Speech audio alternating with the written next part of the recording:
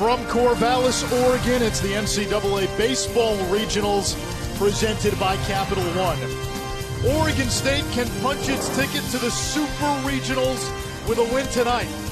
For LSU to get to the Supers, the Tigers need a victory tonight and then another one on Monday. Earlier today, LSU was down to its final 2 outs. Down 1 run in the 9th inning against Northwestern State. They bring in the tying run, and then the floodgates open. Jake Slaughter, the go-ahead RBI, and the number 9 hitter, Hal Hughes, breaks it open with a 2-run double. With the win, LSU into the regional final tonight against Oregon State, and it's been a busy 24 hours for Paul Mainieri's team. They played Oregon State last night. It was a 4-hour game.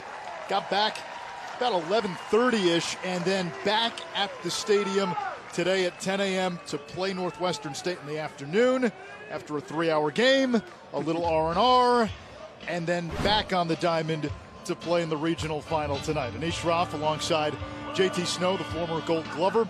Well, LSU at least has done this before. 6 games in 6 days in Hoover for the SEC tournament, and you wonder, can they bottle up some of what they found in that 9th inning? Well, they're trying. Like you said, 3 games in 24 hours, a 10-hour turnaround.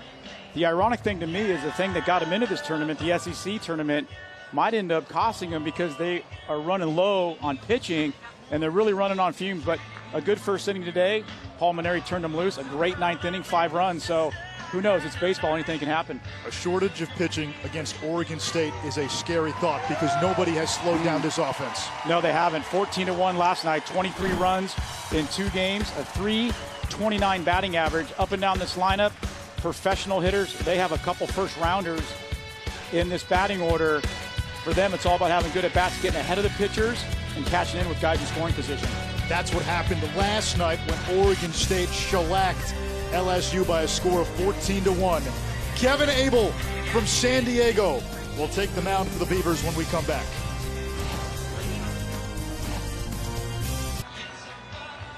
On the mound for Oregon State tonight, the freshman Kevin Abel.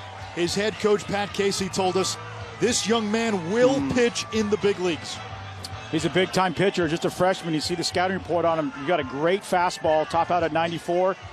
Keep an eye on that curveball. It's a tight spinner. It's got depth. He's going to be a potential first-rounder. Just a freshman out of San Diego. He is the real deal. This dude can pitch. And this is the lineup he'll face. Watson and Duplantis, the table setters. Cabrera had a couple of hits against Northwestern State earlier this afternoon. Hunter Fiducia today behind the plate with Nick Coombs at first base.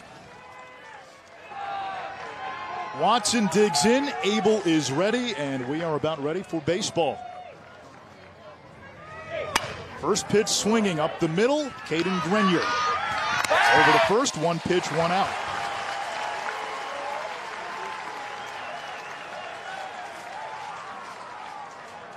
Oregon State's offense has been spectacular in this regional. Their defense equally brilliant. Well, that's why they're a number 3 national seed. They can do it all, and their defense has been great. Keep an eye on the guys up the middle. Rutschman, Grenier, Madrigal at second, and Stephen Kwan. All good teams are strong up the middle, and Oregon State is no exception. Antoine Duplantis takes a strike, and for Kevin Abel, as you said, that's the key. If he's pounding the strike zone and getting ahead of hitters, he's almost untouchable. Yeah, just his 5th start of the year, but the true freshman out of San Diego, he has electric stuff. And you take a look at his numbers, about 52 in the 3rd innings pitch as a freshman, 77 strikeouts, .219 batting average against, only 24 walks. He works quick, he throws strikes, and the coach are going to let him go as long as he can. Just missed fastball a little bit outside. Last weekend against UCLA, Abel pitched in 2 games, 3 1/3 innings, no runs. Very important for him early in this game to throw strikes and get outs. LSU running on fumes. Just missed with a breaking ball. Can't let LSU think they can play with you in the beginning of this game. You got to take them right out of it early. And how do you do that? You throw strikes, you make plays behind him, and then when you get in that batter's box as an offense, get some key hits and drive some guys in early in the game. I think the early part of this game will tell the story the rest of the way out. Swing and a miss. Duplantis down on strikes. He's got that changeup where he just turns it over and the bottom falls out. Bam, down and away. Like all good changeups, about 15 to 20 miles an hour slower than that fastball. And Oregon State pitching coach Nate Yesky had a great long talk with him during batting practice behind the cage today. Look at that. He told me, he said, keep an eye on Abel tonight. He will lock up the umpire on a couple of pitches because the break and the depth on his curveball, a lot of guys give up on it. It's such a tight spinner. There'll be some for strikes that won't get called. And he is ahead of Cabrera 0-2. The home plate umpire in this game, Doug Williams. Tim Cordell at first, Sal Giacomontonio at second, Bill McGuire over at third.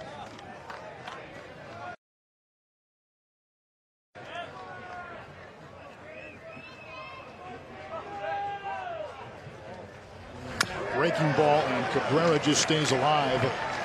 Freshman Daniel Cabrera, 2 for 12 in this regional, came in red hot. Having one of the better freshman seasons of any player in the Palmineri era.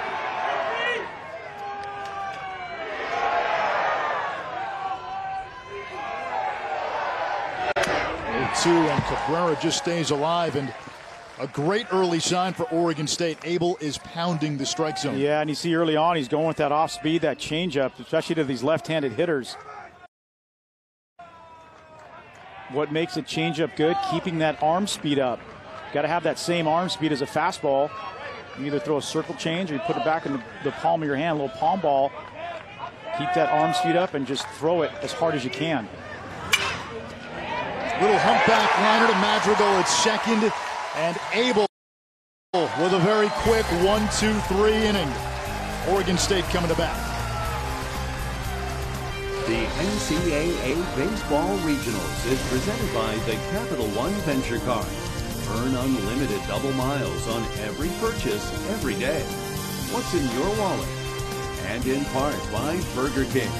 Mix or match 2 of our favorite sandwiches for just $6. And Geico. 15 minutes could save you 15% or more on car insurance. All hands on deck for LSU in terms of pitching. Devin Fontenot gets the start. He threw 3 innings on Friday, threw 49 pitches, but he's got a rubber arm. Pitched 3 times in 4 days in the SEC tournament. Scouting report, fastball go 90-94. He's got a good slider, a good changeup. His slider's his best off-speed pitch. Tough kid, bright future. They're going to ask a lot of him in this game, and they're going to ask a lot of him going forward next year as a sophomore. He's got a high 3/4 delivery. And he will face one of the best, if not the best, lineup in all of Division I. The top 5 hitters all have on-base percentages of 400 or better. Those batting averages. Yeah, they're not bad either. Jeez. Stephen Kwan, the leadoff man, takes his strike. Kwan 1 for 8 in this regional. A couple of runs batted in. Had a triple in the 14-1 win against LSU yesterday.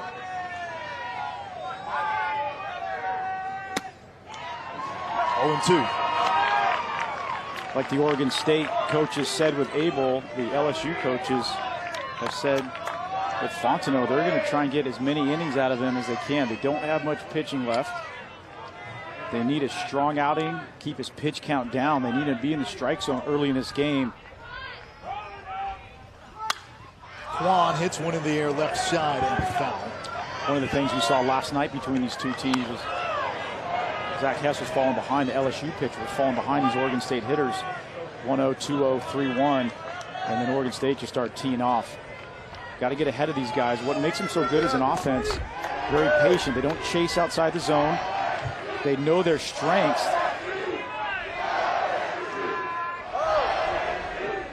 And they stay within themselves. They just have great at-bats. 1-2. Another great crowd here for Oregon State and LSU. Last night when they played, 4,009 the official attendance Biggest crowd in the history of Goss Stadium.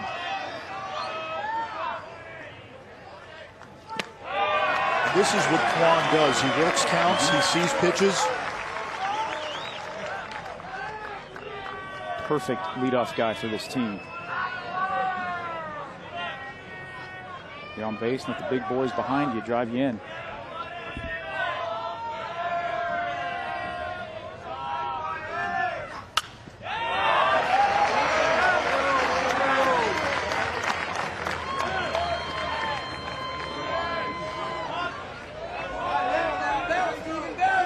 There's Zach Hess. There he is. Started yesterday against Oregon State. Did not make it out of the fourth inning. Gave up 9 runs, 8 earned. Just could not find the strike zone. Spoils another pitch. Good pitch.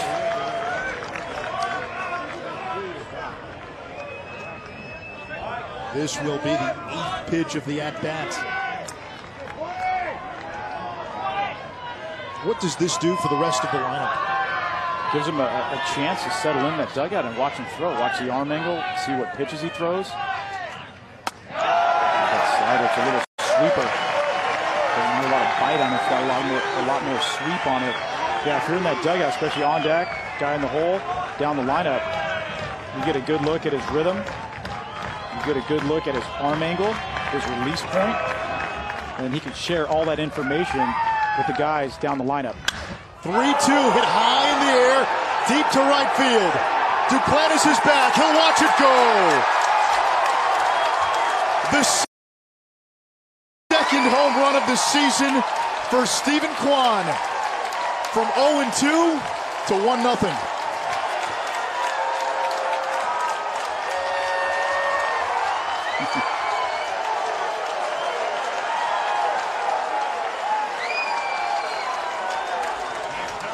Not sure what it is, what's in the air here in Corvallis, but fastball above the belt, 3-2. Had him 0-2 to start the at-bat. Once again, a mistake to location, and Quan capitalized on it. What's with these guys in this regional with no home runs, 1 home run? We've seen it from every team. The little guys are stepping up.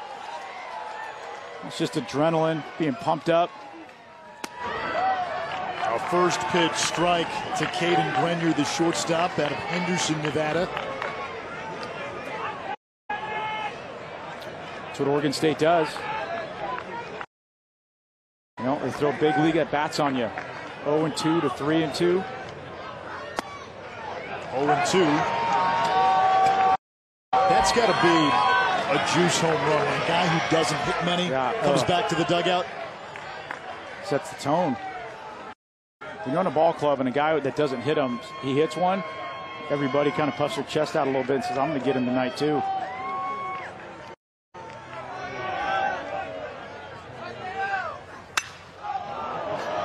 Grenier, deep right to foul. One thing you notice with the Beaver offense is they don't swing and miss a lot of pitches. They don't have strikeouts.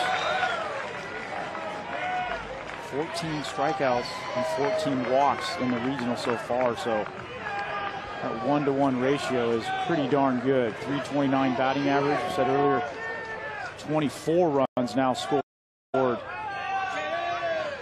in basically 2 games.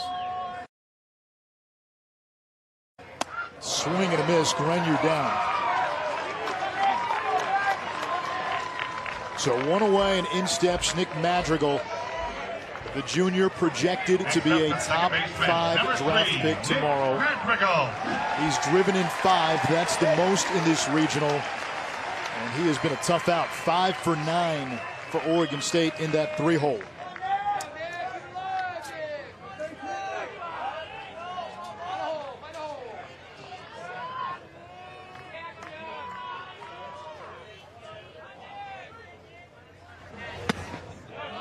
Little cross up there with Fontenot and Fiducia. And Fiducia will talk to his pitcher. Well, we've talked about Madrigal a lot last night, even the game before when they played Northwestern State the first day. And you watch this guy play the game, and he just does everything above average. He does a lot of things really well, starting with that bat, but just a great knack for the game, great instincts, great disposition. Not too high, not too low.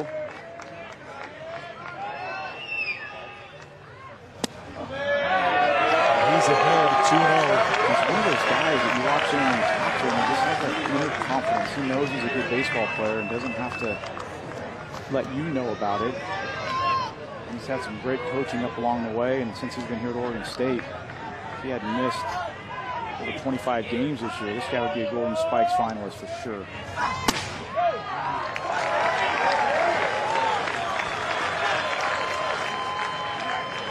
Pat Casey, the longtime Oregon State head coach, won back-to-back titles in 2006 and 2007.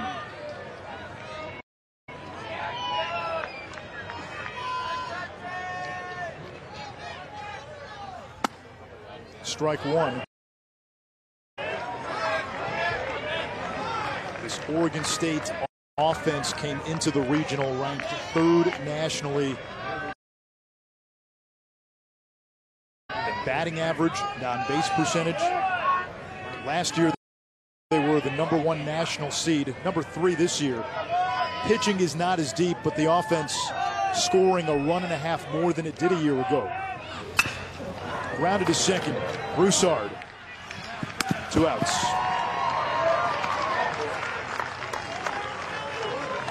A look at the LSU defense. Broussard at second. Al Hughes had a big double in the 9th inning earlier today against Northwestern State. He's at short. Fiducia will do the catching. They don't want to catch Nick Coombs in 2 games today, and we will see. Austin Bain is the DH. He's been at first in this regional, which means you could see Bain on the mound later in this game. Definite possibility.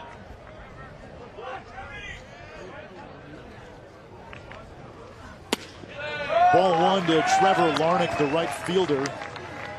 Another Beaver who's got a chance to go in the first round, and his calling card is power. It is, and he's just gotten better every year. Look at the numbers, 17 and 64. 452 on base percentage, but another guy that hits the ball to all fields, tall, lanky, got great plate coverage.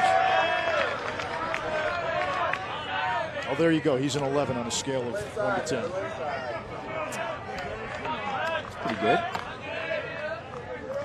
17 home runs this season after 3 the previous 2. Smooth lefty stroke.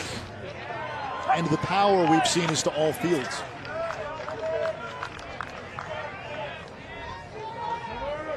Like a lot of these Oregon State hitters, just hits the ball where it's pitched, stays within himself.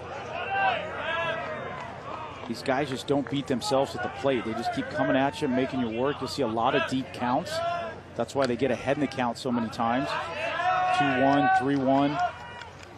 They don't chase. Once again, another hitter, 3-1.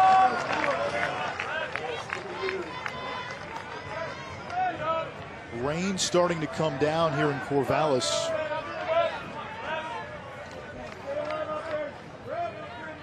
This has been one regional so far that has avoided any weather delays.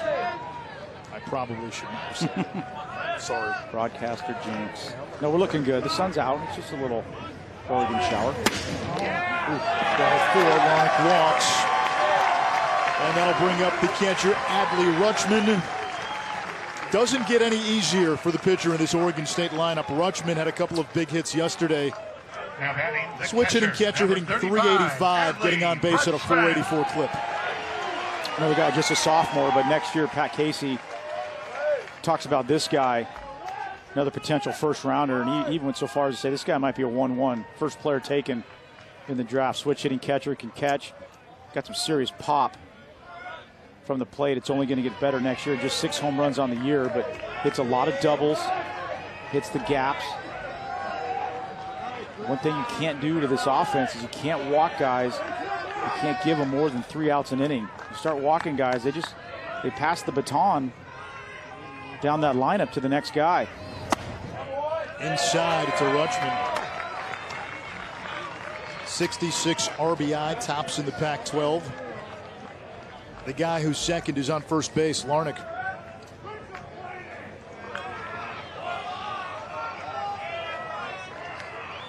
Rutschman with 32 strikeouts on the year, and he has 44 walks. I mean, you just don't see that anymore. A guy that walks more than he strikes out in today's day and age of baseball and free swingers and all the sabermetric stuff where they don't care about the strikeout anymore. This guy's old school. Yeah, we've become a 3 true outcome game. And when the ball's in play, it's a home run, otherwise walk or strikeout. Exactly. 25 pitches for Devin Fontenot in this first inning, and again, he is only making his second start of the season. Tigers need a little length out of him. I don't think they're expecting him to go 5-6 innings, but 1-2, good breaking ball. And all you can do, it might be a little, sound like a cliche, but you just got to take it one hitter at a time and be on the same page with your catcher. And Alan Dunn down there calling the pitches. The pitching coach does a great job with these LSU Tigers, but let's take it one hitter at a time and one pitch at a time and see. You start adding up ones. First strike, first out, first inning. Start adding up and before you know it, you're into the 5th inning, into the 6th inning. And you've had a pretty good start.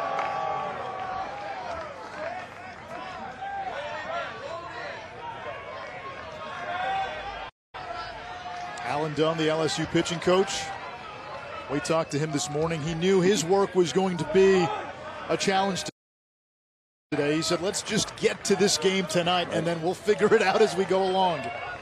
You have to. It's a big puzzle. You got to fill in the pieces any way you can. LSU down a couple of starters coming into the regional. Had to go through the losers bracket. Oregon State, on the other hand, they've got Abel on the mound, and they have a rested bullpen. It's a pretty good recipe for moving forward and deeper into this chase to Omaha. And I think one of the reasons you see that, the Pac-12 does not have a postseason tournament, which I think is a bonus and a smart idea. Saves on that pitching. Listen, baseball is pitching. It all starts on the mound. You can only have so many arms. There's Peterson. He got the save against Northwestern State.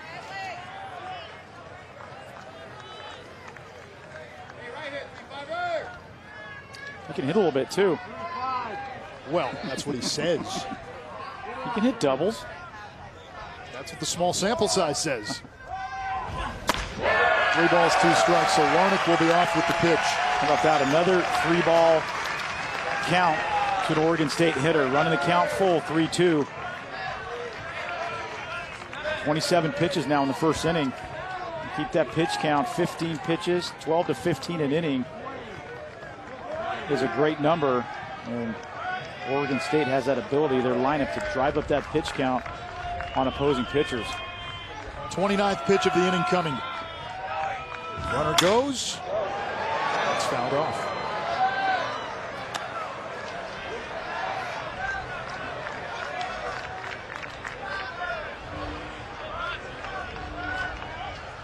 It's pretty amazing here. You don't see any other colors but orange and black. I mean, everybody's got it on. Unless you're an LSU fan, which they've traveled well, and their fans have been awesome out here in Corvallis. Had a chance to talk to some in between games, and I've been invited down to Baton Rouge. 3-2, grounded to first. Oh. That one hits the bag and rolls into right field. Larnick will go to third, and Rutschman gets a base-aided single to extend the inning. Tell you what, that's just some tough luck right there. Nick Coombs goes over the field. This ground ball is not hit hard at all. Watch this thing. Right off the corner of the bag, and trust me, I've been down there. There's nothing you can do when it hits the bag. That thing just throws you for a loop. Hey, when you're hot, you're hot. And when you're facing a great offensive team and they start getting breaks like that, You just think to yourself, what do you have to do to get these guys out? Here's Gretler. 2 for 8, 4 runs scored in this regional. And the third baseman takes high, 1-0. The inning started with a home run by the leadoff man, Stephen Kwan.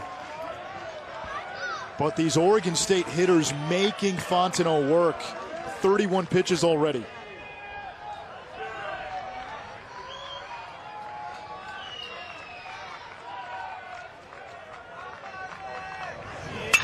Line drive, base hit right field. Larnach scores. Rutschman stops at second. 2-0 Oregon State.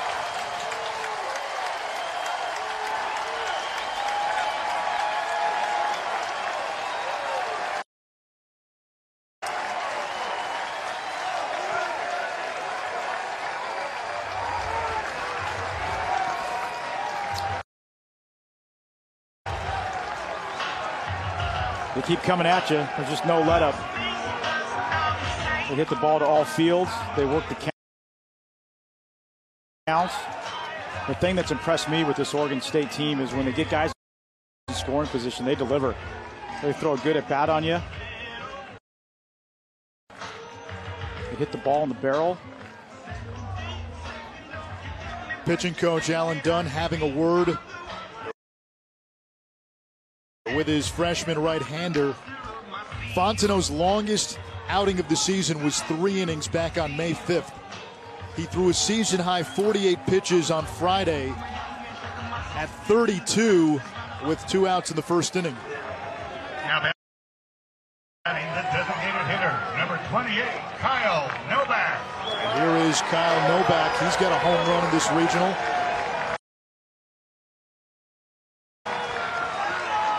Pretty good numbers right there. Yeah. 9 for 27.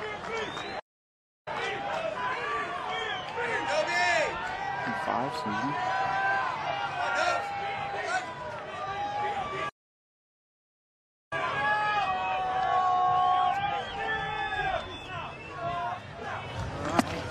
A strike.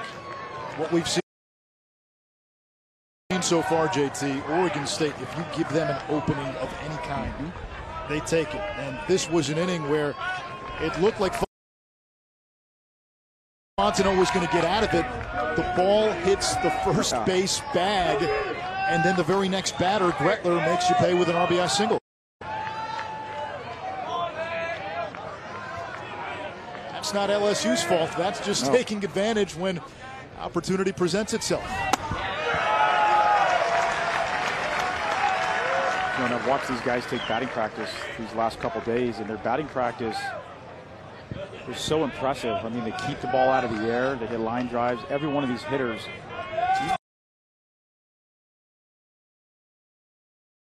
the non-starters, can hit the ball the other way on the line.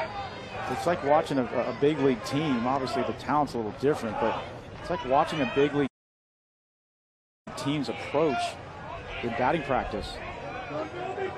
The at-bats, the turn in the cage have a purpose. Very businesslike too. Not a lot of joking around.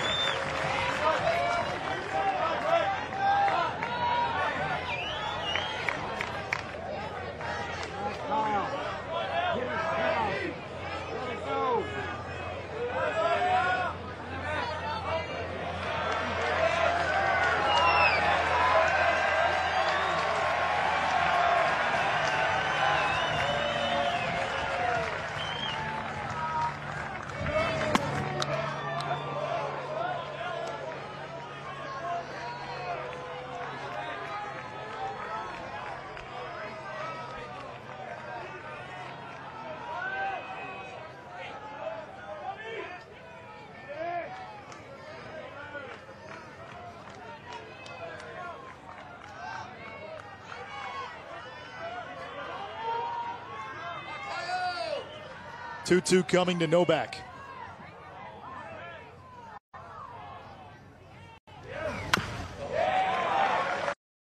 What they do right there, you fight them off. You get the 2 strikes. I tell you, it's so frustrating for a pitcher you get ahead in the counter, you get even 2-2, and you throw a good pitch. And that was a good pitch right there. They just fight you off.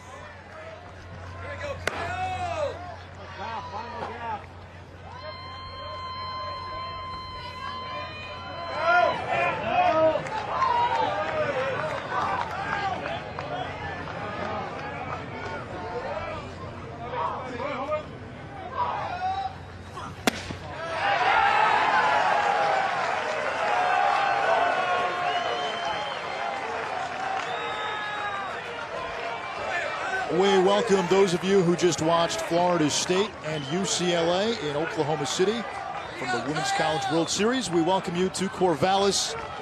Oregon State, with a win, will win this regional, and they've got a 2-0 lead here in the bottom of the first. Still threatening. The number 7 hitter, Kyle Novak, at the plate. 3-2 count. 2 runs already in. 2 on the bases. Runners go. They are really making LSU starter Devin Fontenot work. This is about to become a 40-pitch first inning for Fontenot, who has not thrown more than 48 pitches in a game this season. Fontenot's defense, I think he's thrown a couple pretty good pitches this inning that haven't gone his way. That 2-2 pitch to Novak looked like a pretty good pitch. I think he's getting squeezed a little bit. He's made some good quality pitches that haven't gone his way, and that's a frustrating thing, especially in the first inning in a hostile environment. Got to keep your composure and keep working. Runners go. 3-2, and Novak fouls another one off. Wow, 40 pitches in the first. The inning started with a home run by Stephen Kwan after back-to-back outs. A walk and a couple of singles to plate another run. So you give up the leadoff home run, then you strike out the next guy, and then you get a ground ball. You get 2 outs in the first inning, down 1-0, and then what happens? You walk a guy, a couple base hits, 40 pitches later. Runners go, ball 4. The bases are loaded for Jack Anderson.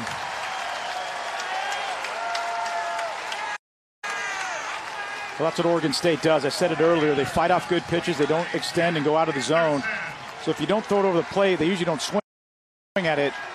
And when you do throw a nasty one, they foul it off. And then when you make a mistake, they make you pay.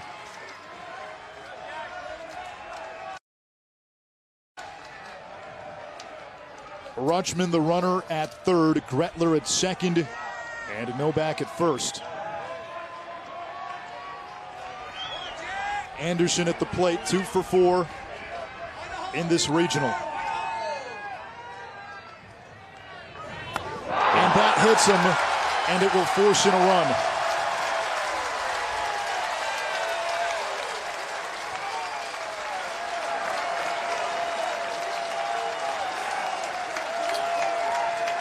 That was the problem Zach Hess had yesterday, walking guys in with the bases loaded. We've seen it both games against Oregon State. Not sure really why it's happening, but those LSU pitchers just a little tight. They can't find the zone early in the game. We talked about Fontenot, just a true freshman. He's got to be racing out there. You just got to slow it down. Can't worry about the scoreboard. You can't worry about the pitches you've thrown. You got to try and get the next guy out. 9th batter of the inning, it's Zach Taylor. He's had a big regional out of that 9-hole, 4 for 7, including a home run. And Taylor takes a strike. There you go. 9-hole hitters have really come through with some big hits in this regional, not just for Oregon State, for everybody. It's been unbelievable. I've been so impressed by the bottom of the orders for most of these teams, from San Diego State to Northwestern State, even LSU. This whole entire time here in Corvallis, these bottom of the order hitters have been productive. 0-2 to Taylor. Junior from Sherwood, Oregon.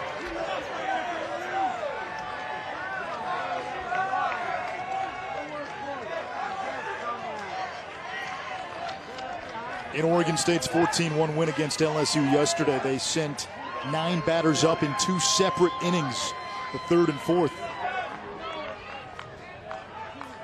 Got to see if you can get Zach Taylor to chase right there. Maybe something off the plate. That slider down and away. There you go. Fastball away. Something off the plate. 45 pitches in the first inning for Fontenot. Zach Hess knows the feeling. He had to labor against this Beavers lineup yesterday.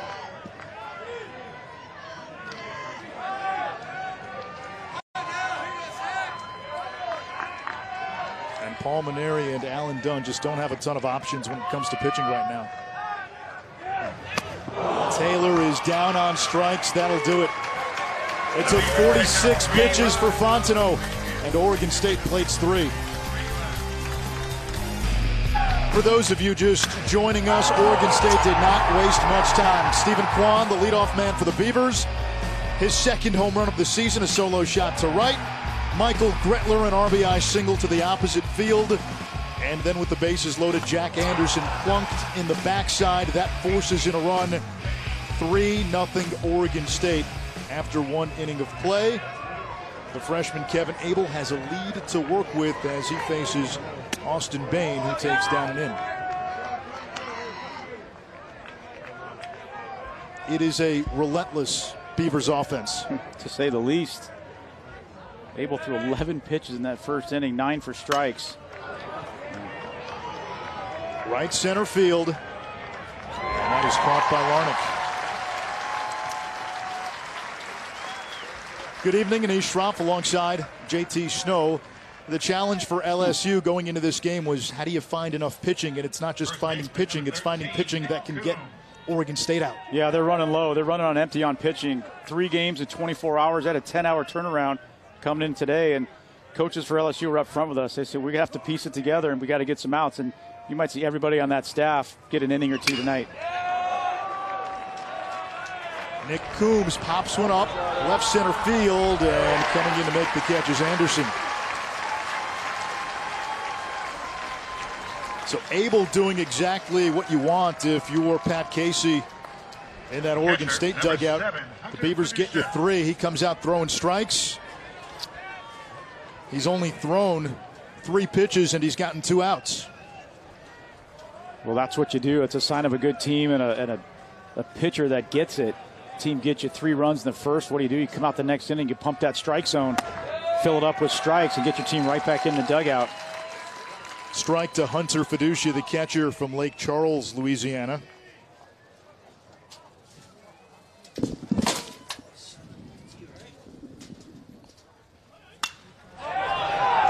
Fiducia in the air to left field. Anderson is right there.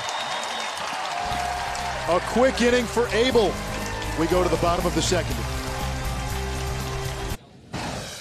Oregon State and LSU played 3 times in the College World Series last year.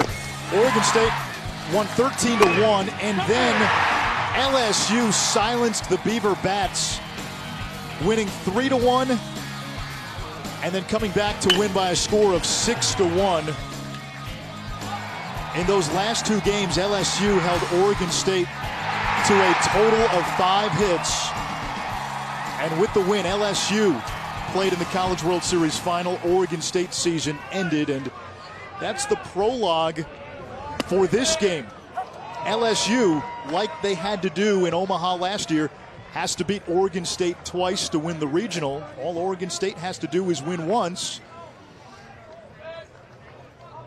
Oregon State won 13-1, then LSU came back to win the next 2. Oregon State won 14-1 yesterday, but they already have a 3-0 lead against what is a depleted and thin LSU pitching staff. It's the beauty of baseball to be able to face a team. Basically, it's a series, right? And you got a different pitcher out there. It's really what it's all about. How can you figure them out? You lose a game like LSU did last year, but you come back and beat them twice. 0-2 to Stephen Kwan.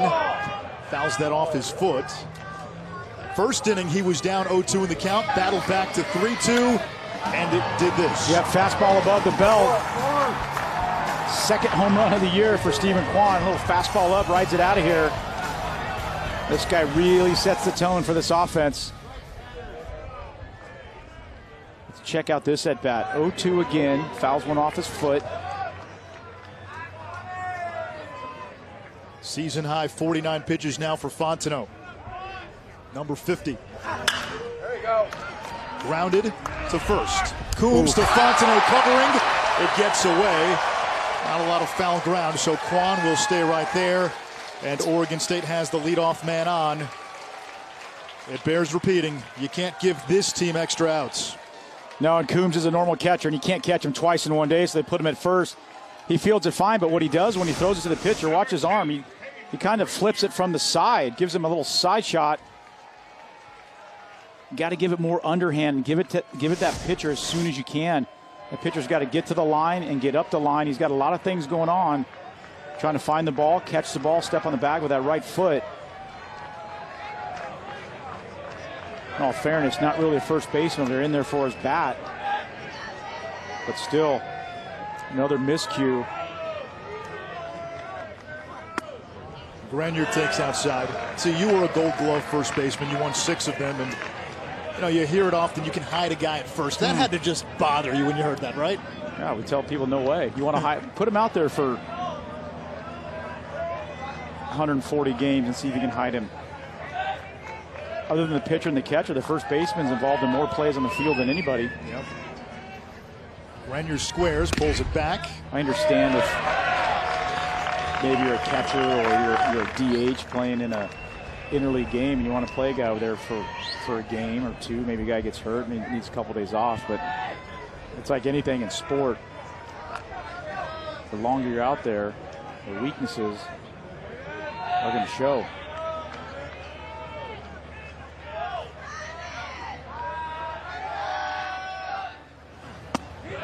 Three balls and no strikes.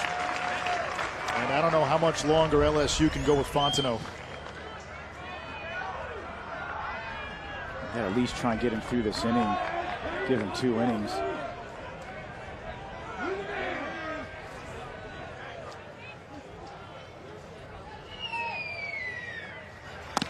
Ball 4, Grenier walks. And Oregon State back to work with 2 on and nobody out.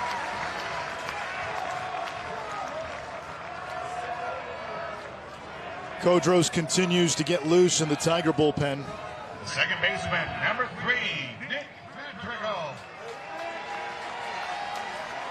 And now the heart of the order coming up for Oregon State. Madrigal came into this game hitting .406. And here comes Palmineri. He's done.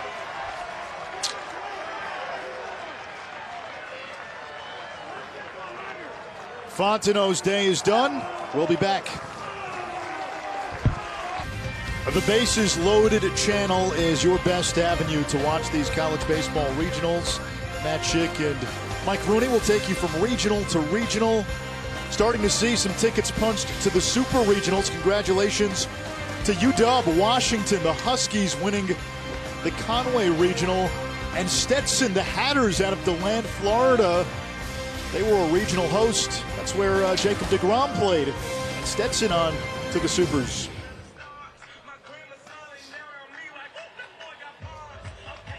The winner of the Corvallis Regional will take on the winner of the Minnesota Regional. And for Oregon State, they just have to win tonight. LSU needs to win tonight and then has to beat Oregon State again tomorrow. But right now, it's the Beavers with a 3-0 lead, 2 on, nobody out. And one of the finest hitters in the country at the plate, Nick Madrigal. New pitcher, John Kodros, the lefty.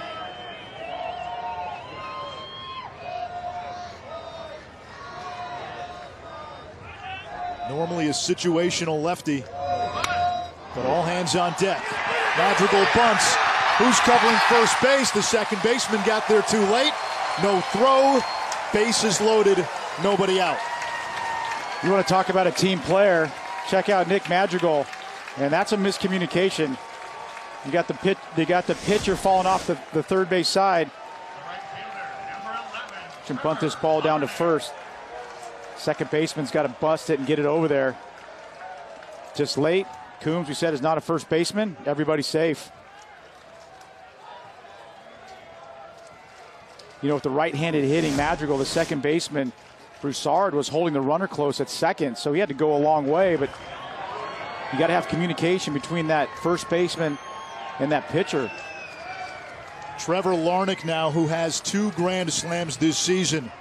One against Utah, one against Hartford. Upstairs 1-0. Kodros making his 15th appearance.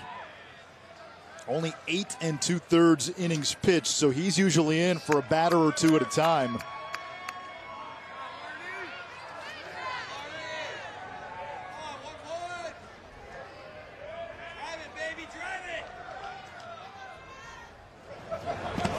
That one gets away from Fiducia, no advance.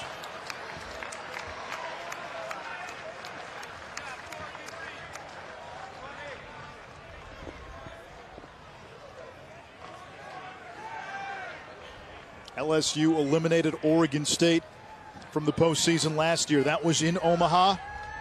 Oregon State, with a win today, can return the favor. Beavers last year, the #1 national seed. Finished the season 56-6. 2 of those losses to the Tigers. The last 2.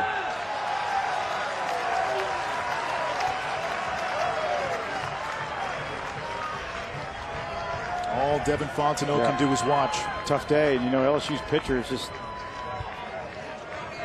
haven't gotten it done. Haven't thrown enough strikes. The pitching was thin coming in. They made a deep run in the SEC tournament. That takes a lot of gas out of your tank.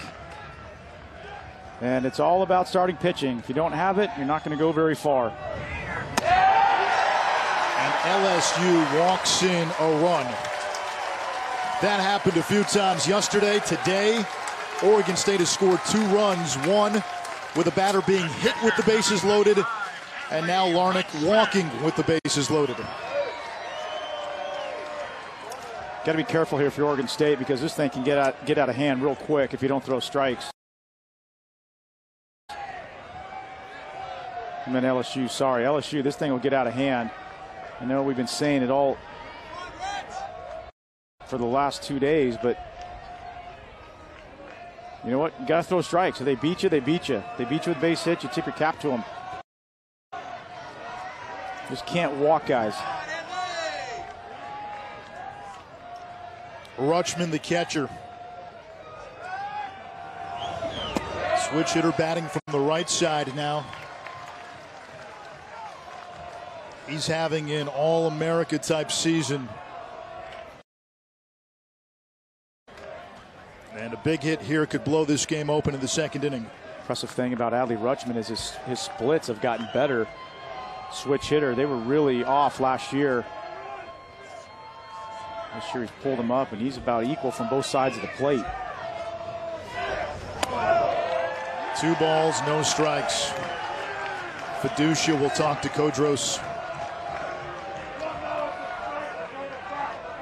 Yeah, tough spot for Kodros. Usually he comes in, situational lefty, but Paul Maneri doesn't have many options.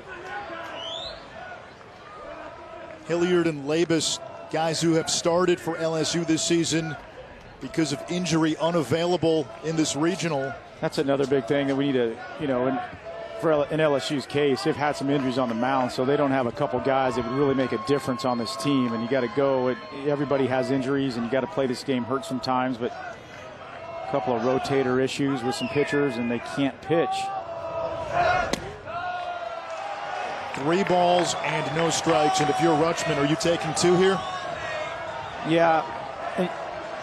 I just don't understand the 2-0 curveballs. I mean, you got to establish your fastball coming out of the bullpen. And Kodros is going with that curveball. Throw that fastball. Warming up in the bullpen, Austin Bain. A short pitching staff already on its second pitcher. No outs here in the second inning. Bases loaded. There you go. A strike. the key as a reliever is establish that release point. The mound out there on the field is always a little different than the mound down in that bullpen. So you got to get comfortable on that mound. These guys haven't been on this mound before, especially out of the bullpen. So coming from the bullpen, you got to get that release point down, your mechanics. And how does that start? It starts with the fastball, and then you go to your off speed. Throw another fastball here and see if you can hit it. 3-1, big swing by Rutschman, and it's 3-2.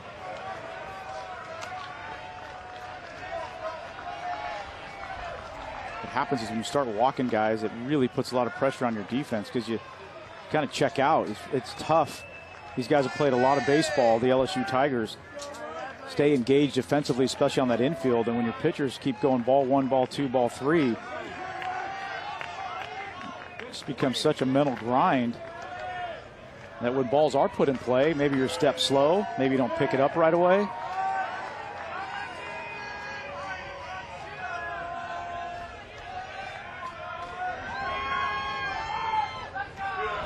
Payoff pitch, strike 3, Rutschman frozen, and a big out for Kodros. That's better. He was behind 3-0, went to a couple fastballs, and then you find that release point. Now you go to your curveball. That's the way you do it.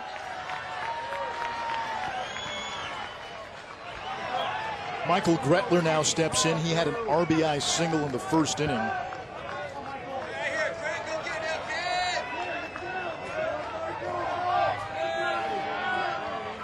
Get that ball down in the zone. See if you can get a ground ball here. Get out of this inning.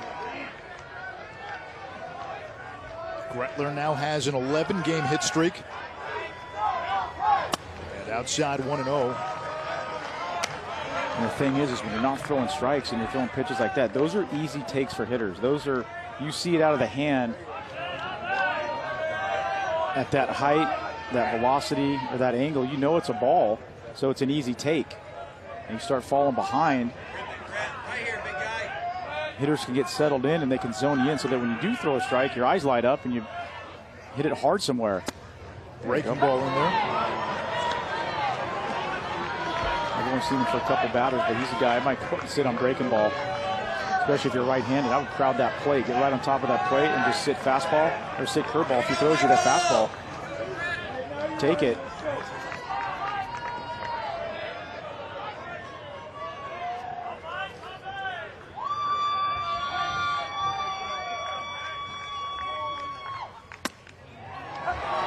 Breaking ball again for a strike, and Kodros ahead 1-2.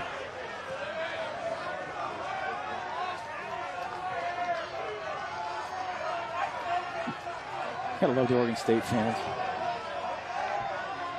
Grenier at third, Madrigal at second, Larnick at first. 1 out, 1 run in.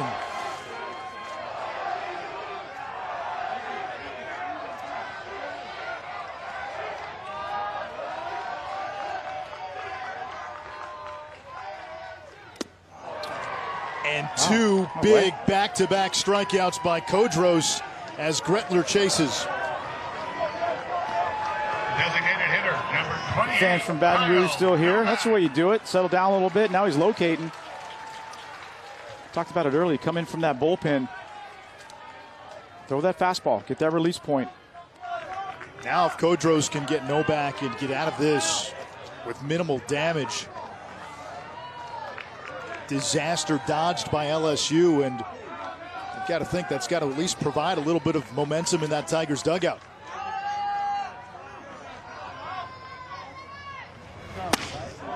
So you Breaking ball strike. You see the pattern with the right-handed hitters. It's curveball first pitch.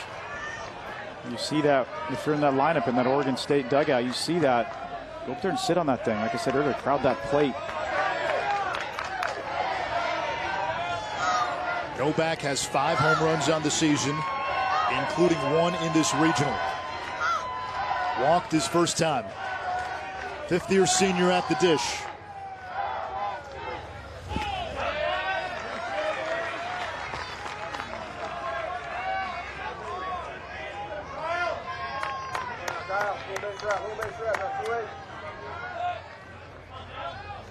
Quan led off the inning, reached on an error. A walk, a single, a walk with the bases loaded. And And Kodros struck out Rutschman and Gretler.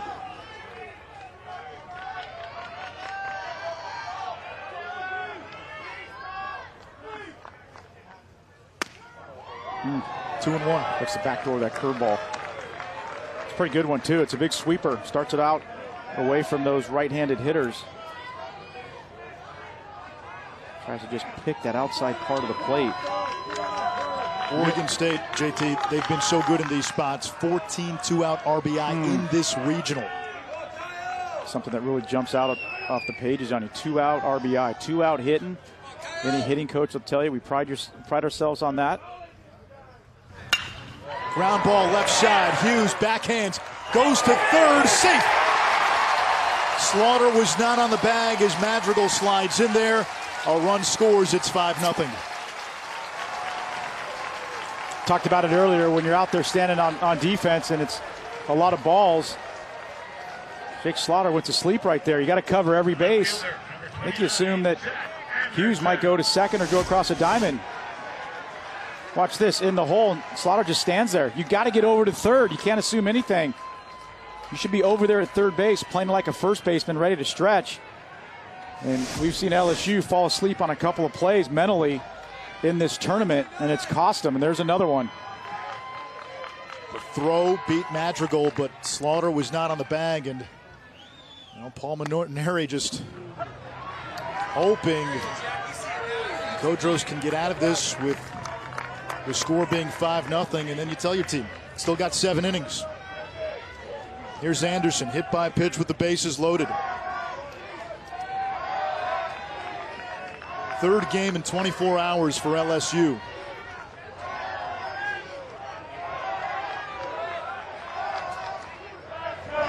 Oh-1 grounded right side. Coombs is there. Foot race to the bag, and Coombs wins it for the final out of the inning. Oregon State with 2 more in the second. They've got a 5-0 lead on LSU. Oregon State can move 1 step closer to getting back to Omaha. All the Beavers have to do is win tonight. If they don't win tonight, then they've got to win tomorrow. Florida State and Coastal Carolina national seeds have been eliminated. Look at the power conferences, the SEC, the Pac-12, and the Big 12. While Washington and Stetson have already advanced to the Supers. Kevin Abel staked to a 5-0 lead, fires a first pitch strike to Jake Slaughter. But if you're watching, you probably just jump on a plane and head down to Florida. No need to come all the way back to Seattle and then go all the way back to Florida. That is a tough road. While the LSU pitching, JT, has been laboring, all Kevin Abel is doing is pounding the strike zone. Only 18 pitches through 2+. It took Abel 5 pitches to get through the second inning. Yeah, works quick, great rhythm. Not a lot of walking around the mound. He gets it and throws it. Slaughter's had a nice regional, 5 for 10. Had the go-ahead RBI single in the 9th inning earlier today against Northwestern State. But can't catch up to that one. Second strikeout by Abel. Monday Night Baseball features a West Coast matchup. The Diamondbacks against JT Snow's old team, the Giants, start of a 3-game series. You can watch at 10 p.m. Eastern on ESPN and the ESPN app. Giants 2.5 games back in the NL West. Brandon Belt has been the offensive star for San Fran this year. Here he comes. Tell you what, if he can stay healthy, he's going to hit you 30.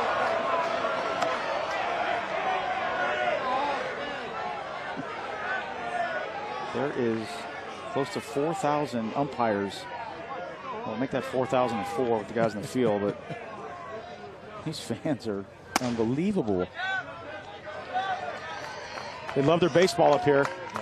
They will let you know. 2 baseball-crazed fan bases watching their teams right now.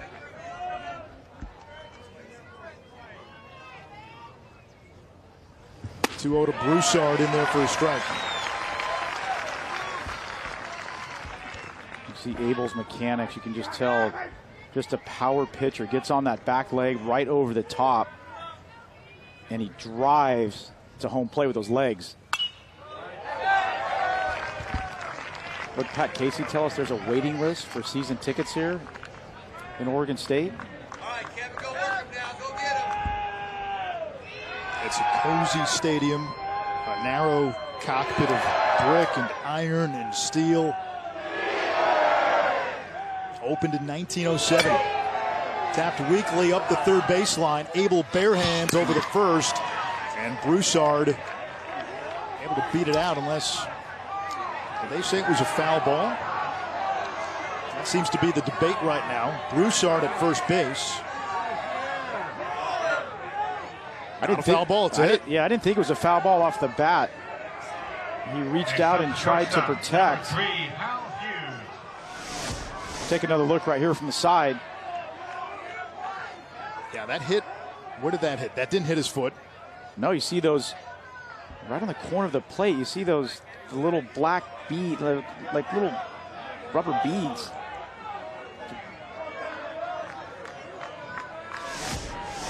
First base runner for LSU, and JT is a ball player. I know these are college kids. They're young, they're fresh, full of energy, but how taxing is this challenge to play two today after playing a 4-hour game last night? That's hard, especially mentally.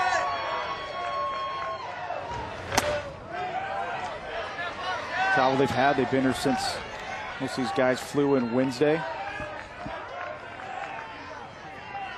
It's not easy, it's a grind, and that's the one thing that you love about the college baseball regionals and supers. You get the 8 best teams that are playing the best at the end of the year in Omaha.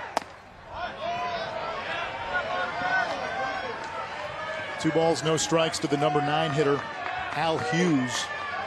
He had a couple of doubles earlier today against Northwestern State, including a big 2-run double in that 5-run 9th to blow the game open. 2-1.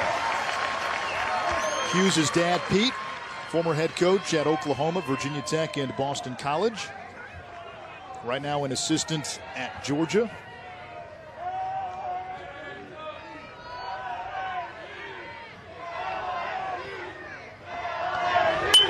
Check swing. Abel covers first, moving to second, Broussard. Another team has punched its ticket to the Super Regionals. Vanderbilt joins Washington and Stetson. Those 3 have moved on to next weekend. And we saw Coastal Carolina, a national seed, go down in their regional. Washington emerged from Conway. Vandy emerging from the Clemson regional. So Clemson, a national seed, not advancing to the Supers.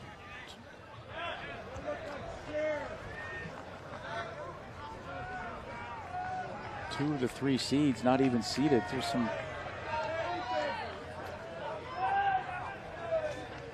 pretty good baseball going on at these regionals and a lot of equal competition.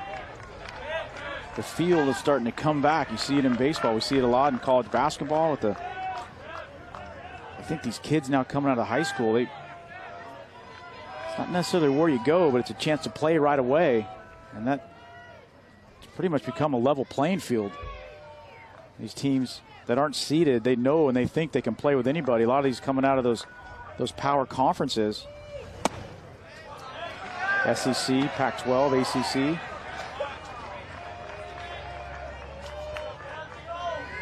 A lot of parity. Over here, meanwhile, if you're LSU, a chance to chip away with a man in scoring position and 2 outs. Leadoff man Zach Watson has a 2-0 count. 2-1. You see Abel, he's really got a fastball that he can reach back. We talked about his fastball. He can go up to 94. He usually sits about 89, 92. He's got a different gear when he goes up above the hands. So it makes him special. Just a freshman out of San Diego. This kid's going to be the real deal in a couple years if he stays healthy. Popped up right side, foul territory. And Taylor makes the call and catch for the 3rd and final out of the inning. To the bottom of the 3rd we go.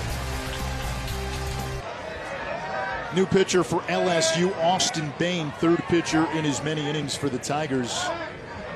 We've talked a lot about Austin Bain in this regional. Spent his first 3 years exclusively as a pitcher. And then this year, he's been a bat in the middle of that Tiger order. Came into this regional leading the SEC in doubles with 21. And the coach is telling us the success at the plate has actually made him a better pitcher. Well, they say he's one of their MVPs of this team. All the stuff that he can do on the field, swing the bat, and you're seeing it early. He's got a fastball, a low 90s. Alan Dunn, the pitching coach for LSU, watches his senior right-hander against the number 9 man in this Oregon State lineup, Zach Taylor. Ouch. Off the foot foul. Well, that's got to sting when it goes that far off the foot. And it never fails. You put the pad on, and what happens? You foul one off, and it misses the entire pad.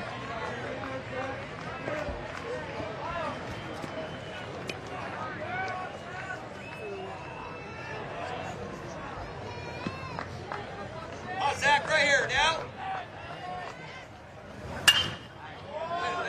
Like the way Bain works already, challenges you.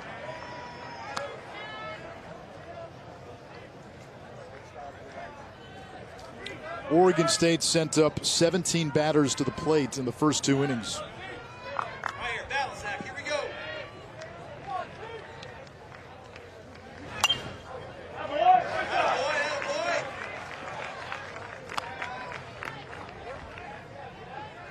Taylor had a 3-hit game yesterday, drove in 3. Beavers dropped 14 on LSU. They've scored 28 runs in this regional.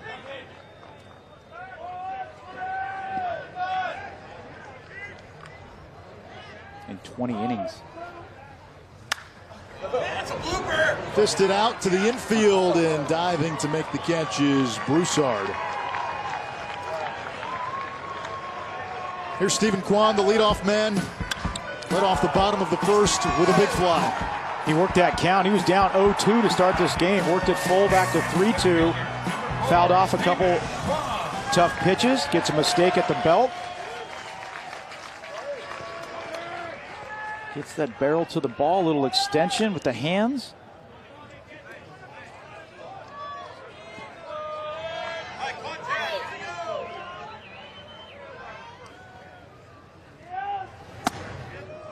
Kwan takes a strike.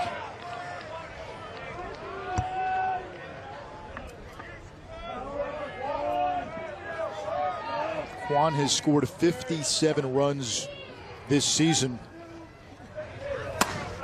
4th on Oregon State's single season list.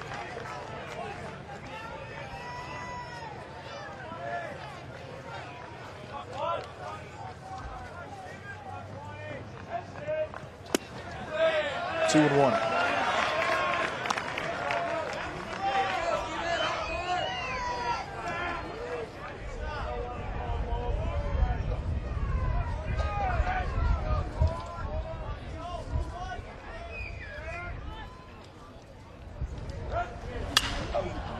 Popped him up on the infield. The shortstop Hughes makes the call and the catch, 2 outs. And Bain has a chance for a 1-2-3 inning. How about that? And you can already tell the pace of the game has picked up since he's come in. The shortstop, number He plays 2, over there at first base and hits. Here's Caden Grenier. 0 for 1 with a walk and a run scored.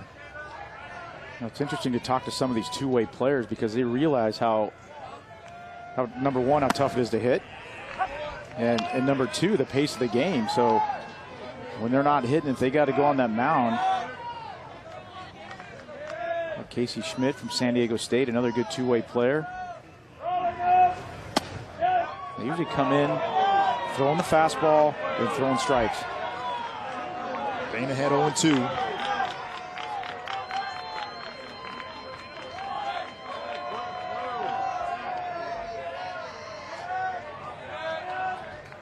Still got the eye black on.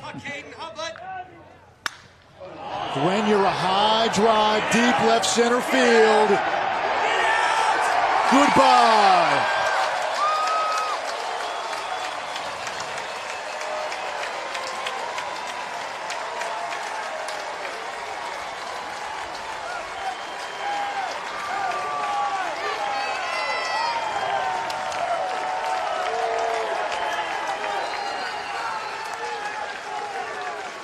How about that through number 2, shortstop? Look at the location of this pitch. Right down the middle. Look at the angle of the bat. Launch it. When he first hit this, I thought it was going to be a fly ball to left field, but the wind's picked up, blowing out, and that thing just had some serious backspin and just kept carrying and carrying.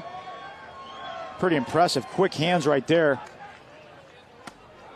Watch that inside now to Madrigal. Watch that in real time, and that's some serious bat speed. How do you hit a baseball far? It's bat speed. How do you create that bat speed? You create it with your hands.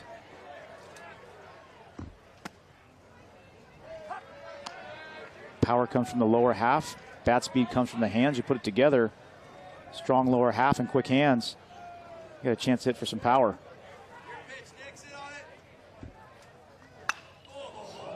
1-2 now to Nick Madrigal. Semi-finalist for the Golden Spikes Award 2 years in a row. And we've talked about it during the regional. Yeah, he's only 5'8". But with the success of a Pedroia and an Altuve, teams look at him differently now, and he is a top 5 pick. You've said it a couple times. 10, 15 years ago, not even a first rounder. No, not even close. And he would have really had to work. You get into an organization, you start off an A-ball, and that's just the way it was back then. They look at your size, and you got to outwork and outplay everybody. Into right field, falling fast, but Duplantis is there for the catch. Oregon State gets one on the home run by Grenier. 6-0 through 3. The NCAA Baseball Regionals presented by Capital One. It's been a gorgeous weekend in Corvallis, Oregon. Goss Stadium, especially when the Beavers have played, has been packed and loud. We got 4,000 plus for the first time in the history of this stadium last night. And if you're an Oregon State fan, a lot to cheer about. Strong starting pitching, and the offense has been unstoppable. Kevin Abel working into the 4th inning. He is not allowed a run. Only one base runner. Facing Antoine Duplantis. And the big question for Oregon State coming into this regional and into the postseason, do they have enough pitching depth? That was not a question last year. If Abel is able to pitch to his potential going forward, how dangerous does this team become? Well, it's very dangerous. And Pat Casey right there, head coach of Oregon State, that was his question mark. He said maybe the bullpen, there's a few question marks. Their starting pitching hasn't been as good this year as it was last year. The ERA's up just over a full point, but I see no reason from what I've seen from Kevin Abel so far in this game why you can't slot him into a number 3 spot.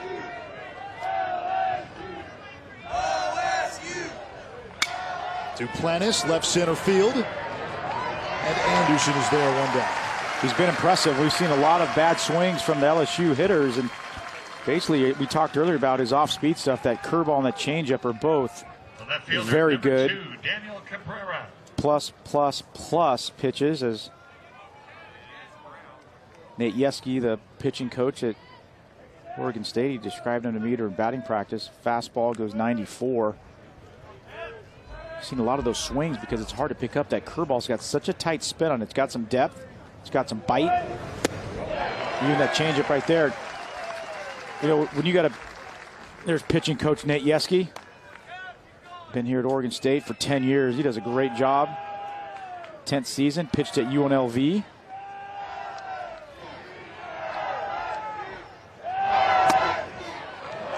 One to Daniel Cabrera.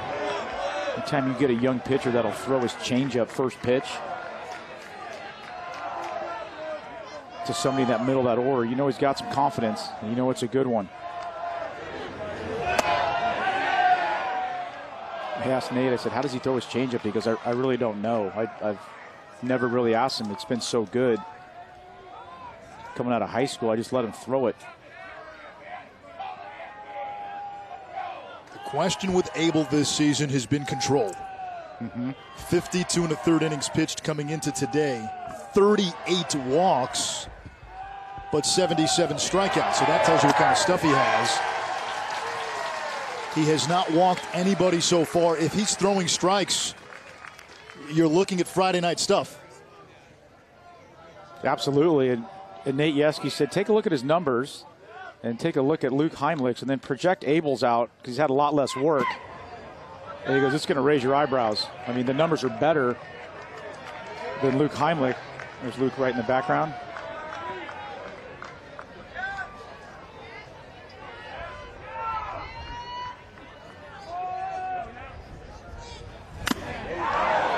(3-2) fouled off.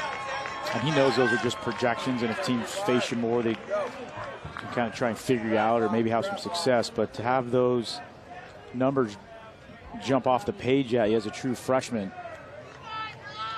going up against a pitcher, Pac-12 pitcher of the year, and Luke Heimlich, pretty good stuff.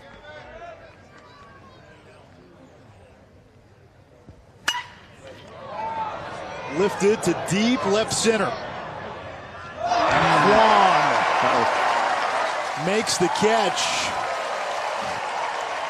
It looked like he banged that shoulder pretty hard into the wall. That's the way the wind's blowing out. It's blowing straight out to left center. And nice job by Stephen Kwan tracking that ball. Never broke stride, never slowed down. He knows this park. Watch this jump in this angle. You see the flag's blowing straight out. Never took his eye off it, never let up. Love that from your center fielder. So strong up the middle. Rutschman at catcher, Grenier and Madrigal, the Keystone combo, Kwan in center. Reaction from the pitcher. Little tip of the cap. Abel looks like he's about 16 years old. A freshman from San Diego. You have his driver's license yet? You know whose fictional birthday is today? I do not know. McLovin. I like that. June 3rd, 1981. From the state of Hawaii. 37 years old.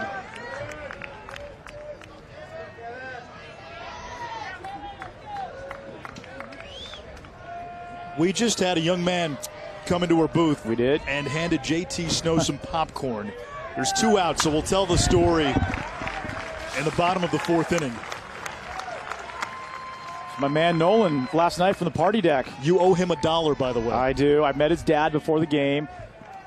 Dad said, don't worry about it. I picked you up.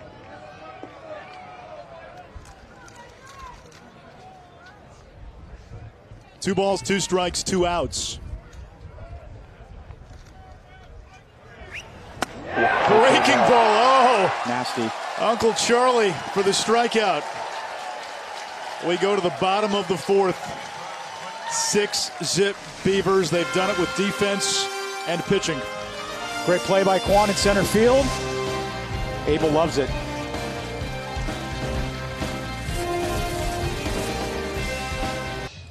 Last night, JT Snow went out to the party deck down the left field line. Met a young fan by the name of Nolan. JT, you gave him, what, $4 to go get some popcorn? I gave him 4 $1 bills. Said, Nolan, can you grab me a bag of popcorn? Comes back. He says, here you go. It was $5. You owe me $1. Right? But your dad picked me up. Or your mom. One of those. Nolan's going to hang out with us, and he brought goodies. Look at that. Some popcorn. Attaboy. Another bag. Strike 1 to Trevor Larnach. Met Nolan and his father down before the game today. They got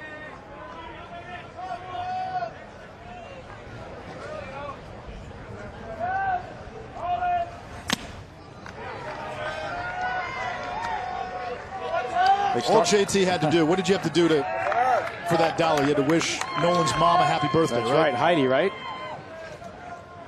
Happy birthday, Heidi. They start him young in Corvallis here. They are Beaver fans through and through. Larnick, that was straight back. Straight back. Nolan, if it comes up here, got to be ready.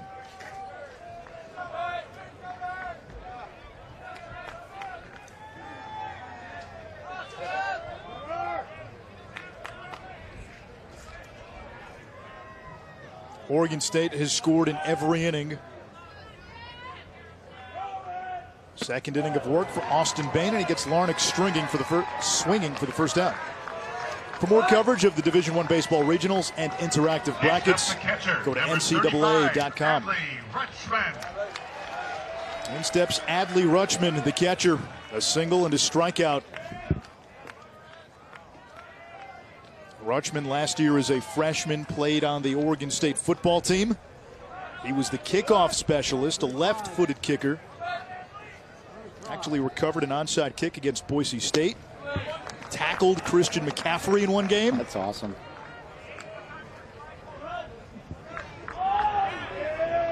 Got to dive in there and pretend they're like you're blocking a ball, right? Blocking a ball, coming to the plate.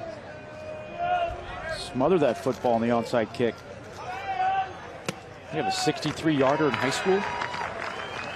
Oregon State's head coach Gary Anderson caught wind of that and convinced him to join the football team. And Adley's grandfather, Ad, was a legendary NAIA coach at Linfield. Won a championship in baseball and 3 championships in football. Actually had Mike Riley on his staff at one point as a defensive coordinator. Riley served 2 stints as the head coach at Oregon State. Now an assistant with the Beavers.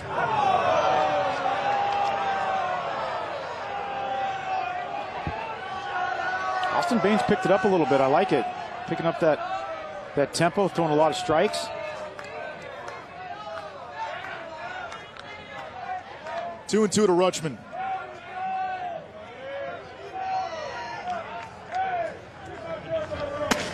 Strike 3. Got him again. Rutschman down looking for the second time. Yeah, second time looking. Got him in the second. Now gets him in the fourth. A fourth team has punched its ticket to the Super Regional. That is Auburn. Of those 4 that have advanced, only Stetson a national seed. So we will see Casey Mize again next weekend. Mize, the projected #1 player in Monday's draft. Breaking ball strike to Gretler, who had an RBI single in the first. How does one bounce impact a game? Think of what happened in the first inning. Quan homers. Next 2 batters make outs. Larnick walked. Rutschman hits what appears to be an inning-ending ground out toward the first baseman. And it hits off the first base bag, goes into right field. And now the inning continues. There's men on the corners. Gretler pokes a single through the right side. A walk, a hit batter. That brings in another run. Ouch. This time Gretler takes one right on the hand.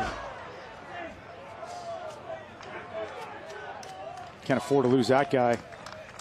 Pat Casey calls him the heart and soul of the team.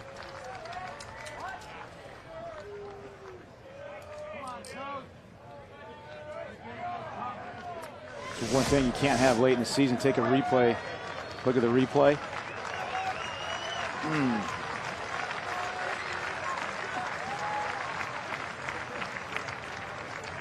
So one Get him above. Yeah, looked like it. Got him. Looked like he was holding the hand, but I thought for maybe it got him. Looked like the bottom hand on the bat, but he was looking at both of them as he went down. You see that thumb guard. You always wear that thumb guard on the top hand. That right hand for right-handed hitter. Gretler's going to stay in the game. Kyle Novak. Man on for Kyle Novak with 2 outs. 5th-year senior who's a sociology major. So one thing you fear as a coach, and you're having a successful season this late, and you're making a run, is any type of injury. Can't control those. Just got to stay healthy. Breaking ball in there for a strike. With the exception of Madrigal, Oregon State stayed pretty healthy this year. You go up and down their lineup. They've played 58 games. Up and down the lineup, guys at 56, 57, 57. A couple other guys at 57. It's a nice luxury to have for that head coach, just to pencil those guys in every day. Gives that lineup stability. Runner bluffs.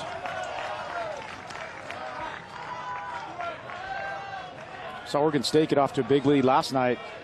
And they continued through the game, and they stayed aggressive. They kept swinging the bats. They kept putting guys in motion.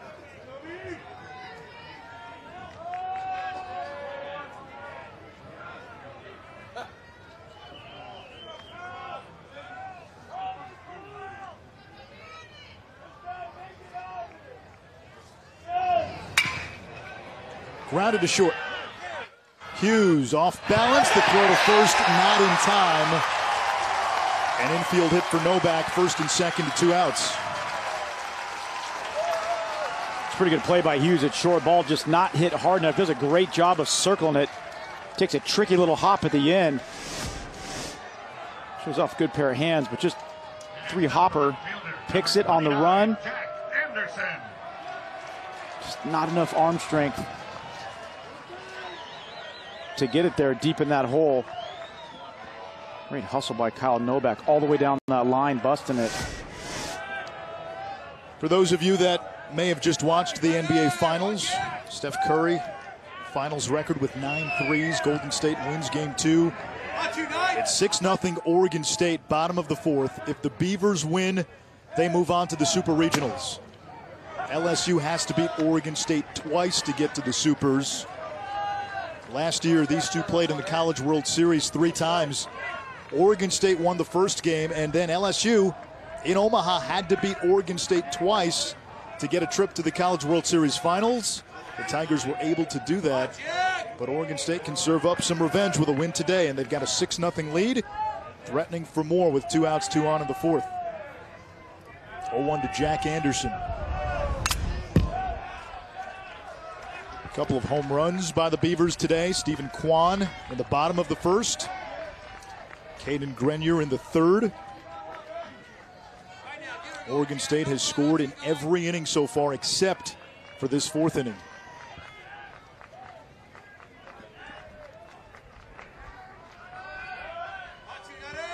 We'll talk to Oregon State head coach Pat Casey after this inning.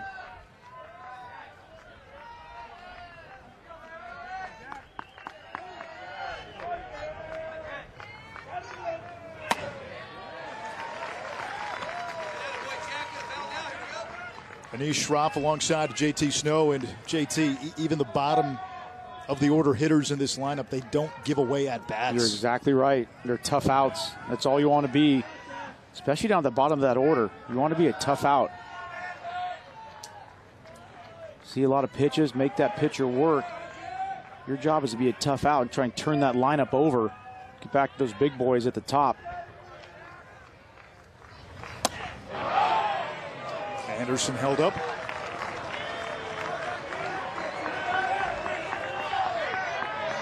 Really been a story. We saw this last night when LSU got a couple outs in the first couple innings, and then the wheels kind of came off.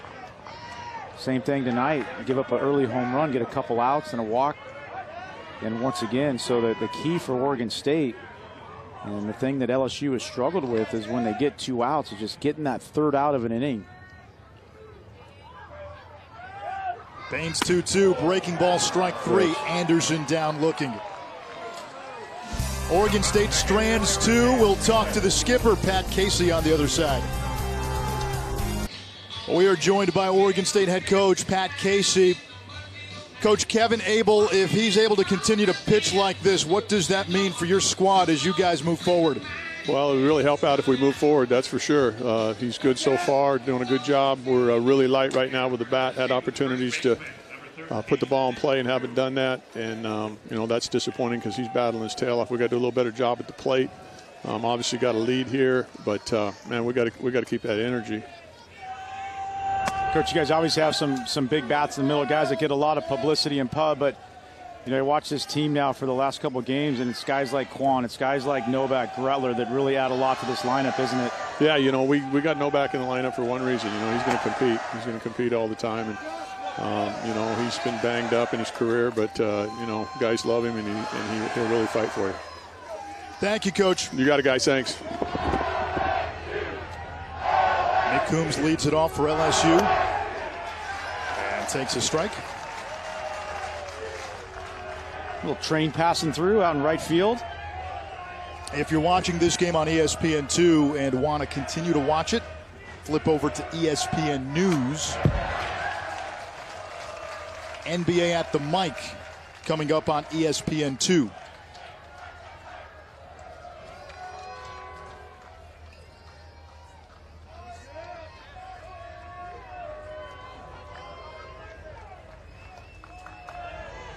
Top 5 here in Corvallis, Oregon State. On to the Super Regionals. With a win tonight, LSU has to beat Oregon State twice to get to the Supers.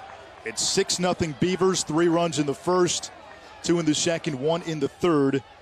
Nick Coombs at the plate for LSU. It's a 3-2 count.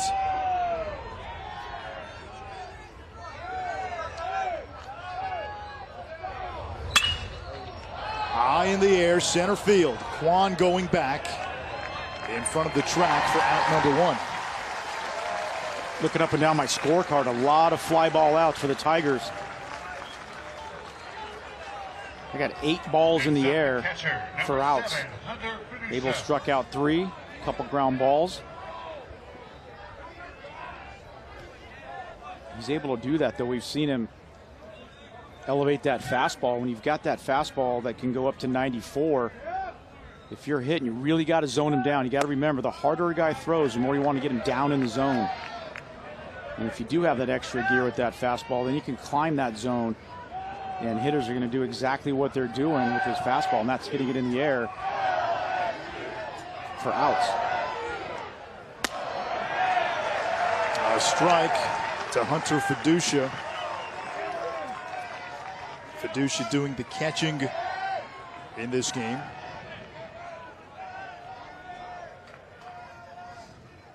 Swing and a miss, 1-2. That changeup, thing's devastating. Can't tell you how hard that is to hit as a left-handed hitter. It looks like a fastball out of his hand. You go to commit to it, and right when you decide to pull the trigger and swing, the thing just falls off the table.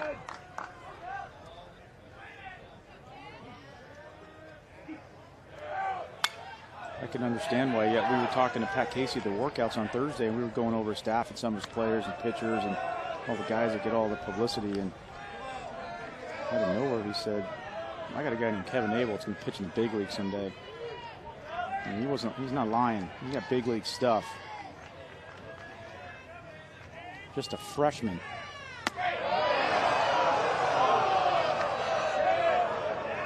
Now for this LSU team, you have to admire what they've done down the stretch just to get here. A bubble team going into the SEC tournament. Had to play 6 games in 6 days in Hoover. Beat the likes of Florida and South Carolina and Arkansas and Mississippi State. As Fiducia strikes out. LSU got all the way to the SEC tournament final before losing to Ole Miss. And now in the regional final. If you're a hitting coach, I'm really not sure what you can say to your hitters about trying to hit that pitch. It's a great changeup. Abel has faced 1 over the minimum and throws a bender to Slaughter for a strike. So 6 games in the SEC tournament in 6 days. 3 games already here. They're going to play this one. Well, that's 10 games after the season. That's a tough road. And they've done it shorthanded. Yeah, that's down a tough 2 road. starters. Starting shortstop really hasn't played much this season. Lost his starter, Eric Walker, for the year. One of Paul Maneri's best coaching jobs. I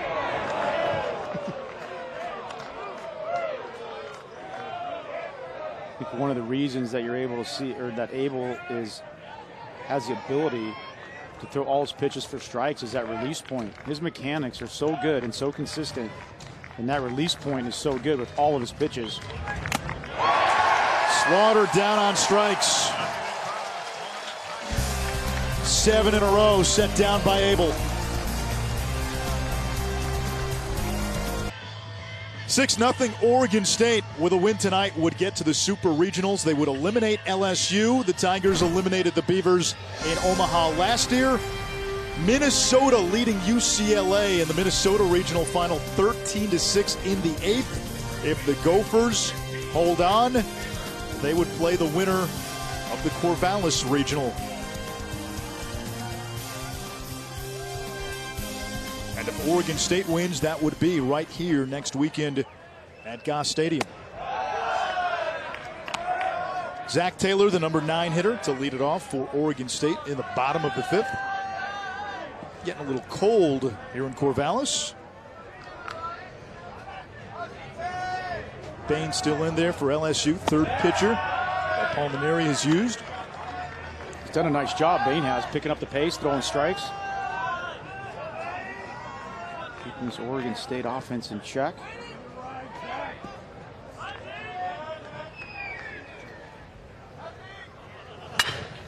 Grounded to third. Slaughter makes the play. The long throw in time. That's a nice play.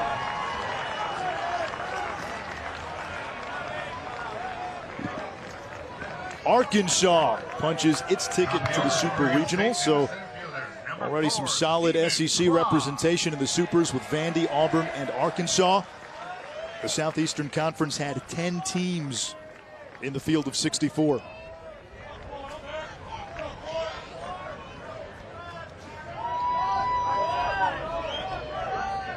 Stephen Kwan now. Homered his first time up, just his second of the season.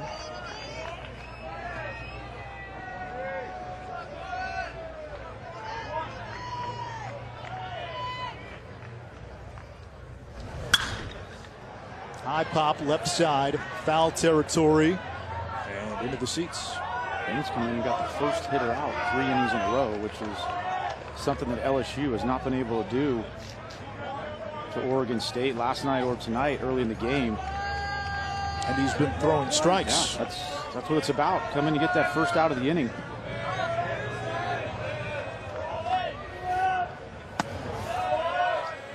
Doesn't matter how good an offense is, you still got to go out and execute your pitches. And you know, if a team beats you, they beat you. But you go out and get on the same page as their catcher, trust your stuff, and try and execute your pitches. Keep the ball down in the zone. See what happens. Kwan to right field. Did he get up enough for this one? No, it dies at the warning track in the glove of Duplantis. That's what I'm talking about right there. Make your pitches. He gets the ball in on Kwan a little bit. And then he gets an out. 2 up and 2 down here in the 5th.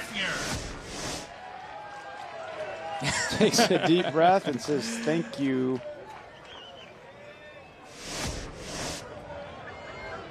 If that one left the yard, Kwan would have tripled his home run total in one night from 1 to 3. Grenier's got a home run.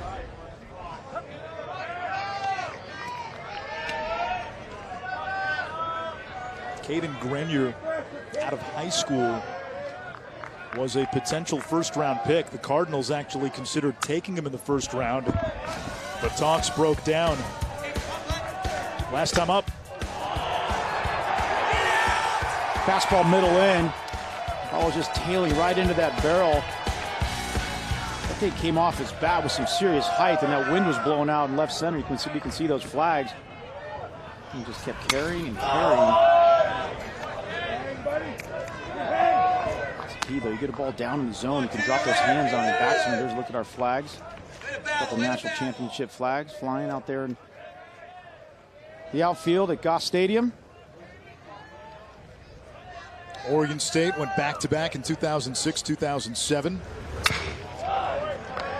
South Carolina won back-to-back championships in the early part of this decade. Florida looking to do so. LSU has back-to-back championships in its storied history. 6 College World Series titles for the Tigers.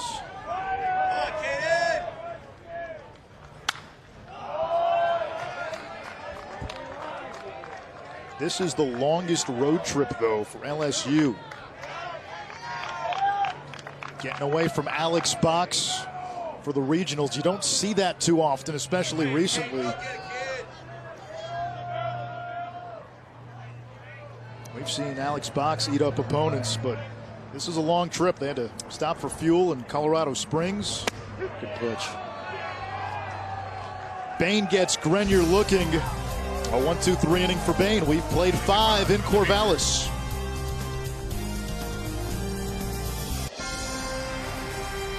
NCAA Baseball Regionals presented by Capital One. We go to the 6th in Corvallis. Regional final, Oregon State and LSU. Beavers just have to win either tonight or tomorrow, and they move on to the Super Regionals. LSU has to beat Oregon State twice. Blankets out now here at Goss Stadium. They had a record crowd last night. First time of more than 4,000 fans in attendance. Upstairs to Brent Broussard, the second baseman, batting 8th. Don't see that all the time, do you? June 3rd and people under blankets. A little chilly here in the northwest, and that sun goes behind the clouds.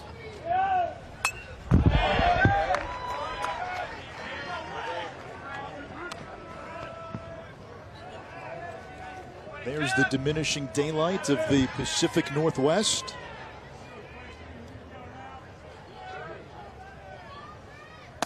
Breaking ball high, 2-1. Is that considered a high sky? Never understood that. Guy had a pop-up. Someone said, that's a high sky. I'm like, isn't it always a high sky? Isn't it always a high sky?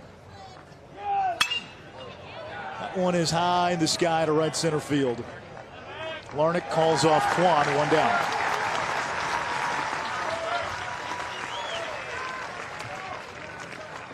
How about the head-to-head comparison between LSU and Oregon State in the 2 games in this regional? Wow. Last night and tonight, 14-1 last night, tonight 6-0. 21 hits and 20 runs. LSU has only had 1 base runner tonight. That was Broussard back in the 3rd inning. A single. Kevin Abel has just faced 1 over the minimum. He said that base hit in the 3rd. 5 strikeouts, all swinging. And the most important thing for him, no walks. It's huge. That's been his problem. If he can pitch with command and not issue free passes, this is what you see. That's what the coaching staff told us. It's going to come with a little more experience. Those walks will get cut down. And a lot of times it's hard going from high school to a big-time conference. You go high school to the Pac-12, high school to the SEC as a pitcher. There's a reason guys walk a few guys early on, because it's a big task. You're facing some pretty good hitters up and down lineups. 2-2. Learn to settle in, get some maturity, get some innings on the mound. Pitching coach Nate Yeski. The starting pitching depth, the pitching depth overall, not as strong as it was last year when Oregon State had a team ERA under 2. But if Abel can pitch like this, or even close to this, and Oregon State continues to move forward, boy, do they become a tough out. Certainly in the supers with Femmel and Heimlich. But in Omaha, that 3rd starter makes a world of a difference. Pretty good combo, 2 righties and 1 lefty. This one is hit well, left center field. Quan is there, 2 outs.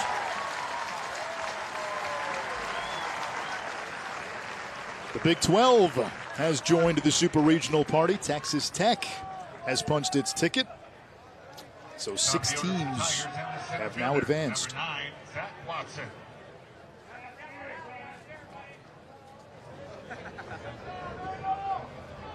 Two outs, top of the lineup. 3rd time through. Here's Zach Watson.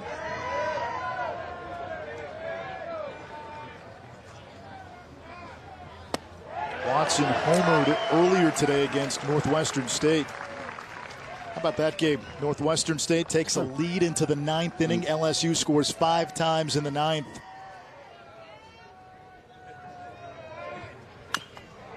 Oh, 0-2. That was a big game for Northwestern State. You could tell they were feeling it, kind of a in-state, maybe David versus Goliath game, and Northwestern State came out swinging the bats, and big home run in the bottom of the 8th. Put them ahead, but tip of the cap to LSU for coming back, throwing up a 5 spot in the 9th. Watson down looking, inning over. Abel has faced 1 over the minimum through 6. Monday Night Baseball features a West Coast matchup. D-backs Giants start a 3-game series. It all begins 10 Eastern on ESPN and the ESPN app. Giants 2.5 games back in the NL West. D-backs lead the division by 1.5 games over Colorado. 3, 4, and 5 for Oregon State. Nick Madrigal takes his strike. 0-1.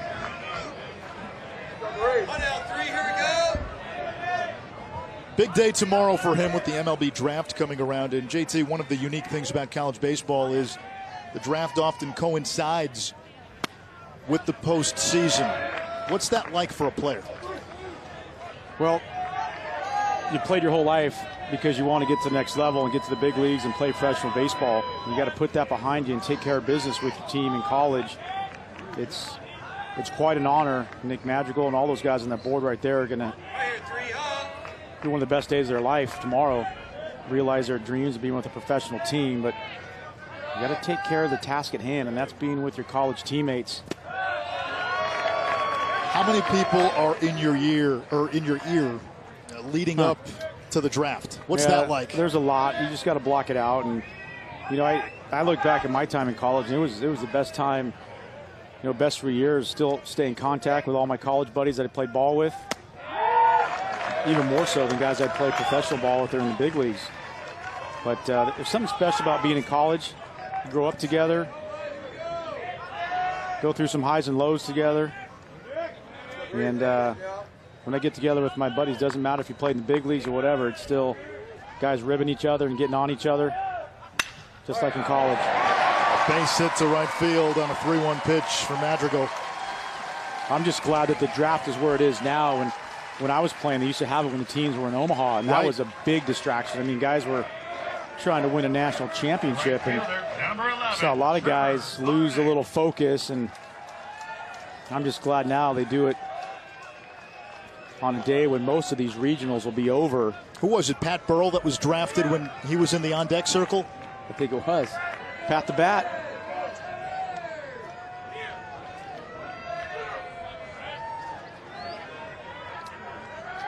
Miami Hurricane.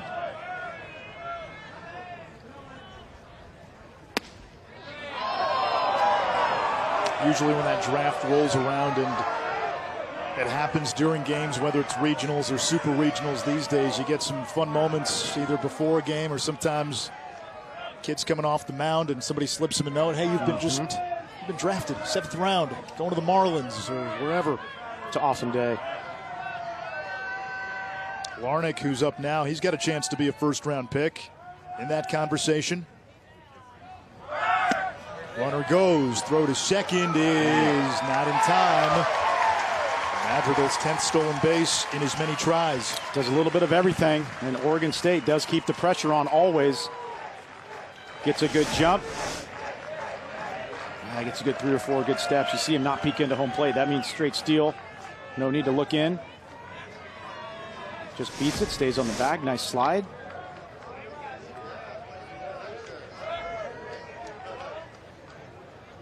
Remember when I was in college, I knew what day the draft was, and so I woke up that morning and said, nobody answers the phone today. You got to remember, that's a time when there's no cell phones, there's no texting, there's no social media. You have a house phone. Nobody in my household gets to answer the phone today except me. It's a little harder to do now when everybody is tethered to their smartphone. There's a lot more distractions out there nowadays.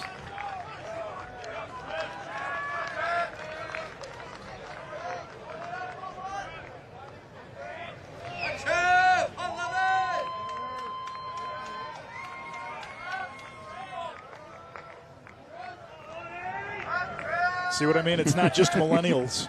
He's okay, though. He's behind that net, so he can sit there. He's protected. He's Instagramming. He's probably checking out the ESPN app. There you go. Swing and a miss, 2-2. I think he's sending a text.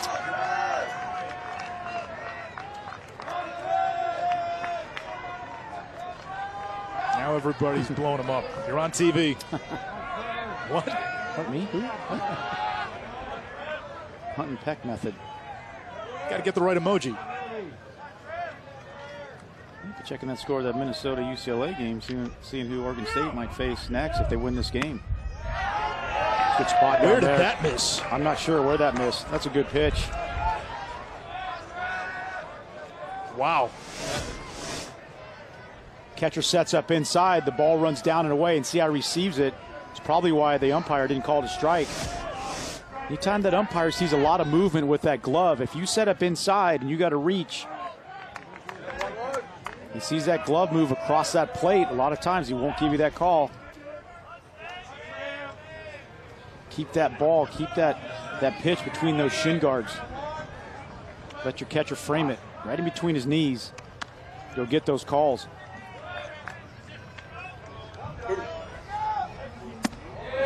Breaking ball high, ball four, a couple of borderline calls.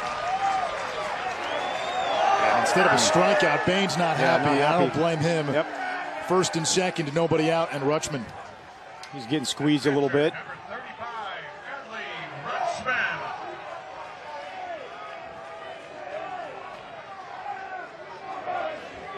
These umpires, they're giving their all too because they get graded. These guys want to go, they want to up in Omaha. Coaches grade these guys out after the games. It was a little bit of a comical situation last night because with the game out of hand, it was 14-1. Everybody in the stadium, didn't matter who was up, they just said, hey, the borderline pitch, call it. Yep. The umpires sometimes open the zone up and speed the game up. Yeah, stayed true to the strike zone. Let's let the guys swing the bats. They do a great job, though, all these umpires. Working multiple games in a day. Absolutely. Rutschman fouls it off. Do a great job. Every conference, think of all the college baseball that is played out there and all the umpires it takes. And most places going to 4 umpires now. Doug Williams behind the plate. Just saw Tim Cordell a moment ago at first. 2 on, nobody out for Rutschman. Leading the Pac-12 and runs batted in.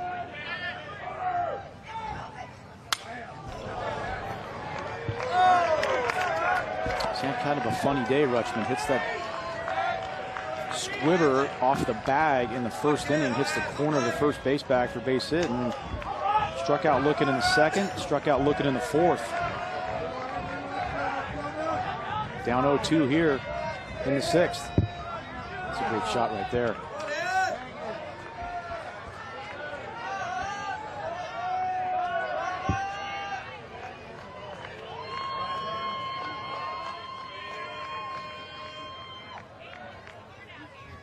Oh-2, swing and a miss. Rutschman down on strikes for the 3rd time.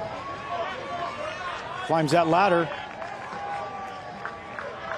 It's a good 0-2 pitch. 0-2, you got a couple pitches to play with. You don't necessarily have to waste one way up and away where the hitter doesn't have to worry about it, but gets a reaction and gets a swing out of him right there, way up above the hands. 5 strikeouts, a season high for Bain. 3 1/3, his longest outing, and he has held the fort here for LSU. He's throwing the ball great. He's impressive out there. Picked up the pace of the game. I like Austin Bain on that mound. What a valuable player to have on your roster.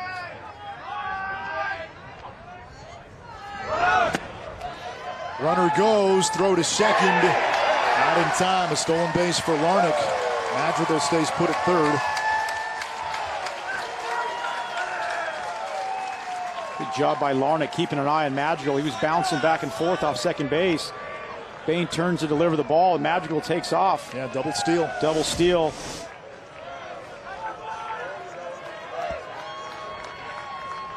With a runner on first, you got to pay attention to that guy on second. He goes, you go. If you don't get a jump, then you don't go. But now they stay out of the double play.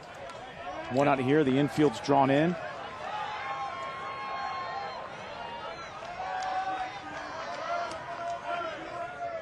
Michael Grettler, if you're Michael Grettler, look for a ball up in the zone.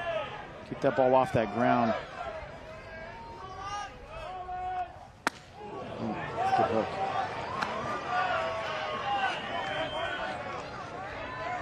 Bain's got just enough difference in his velocity between that fastball and that curveball to keep you off balance. Not overpowering, but he can locate.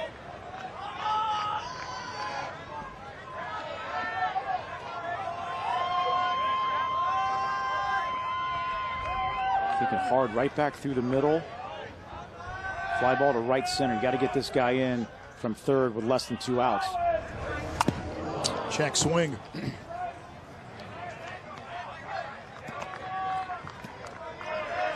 Now Bain looking for the strikeout here. 1-2. No back is on deck.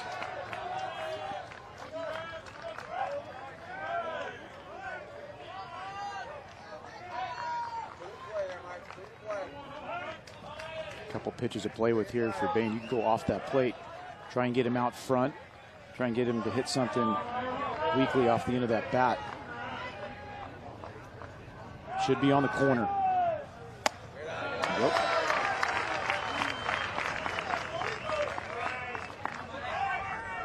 I've seen Austin Bain climb that ladder with 2 strikes and some of those Oregon State hitters with that fastball.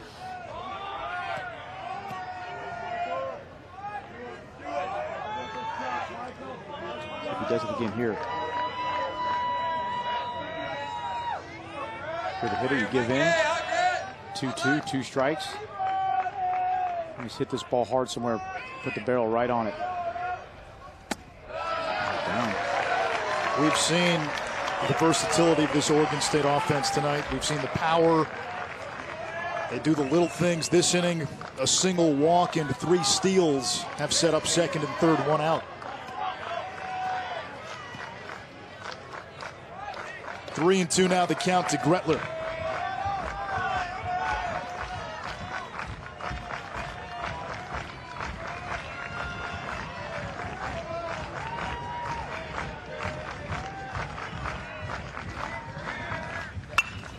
Ripped to left field and deep, but curving foul.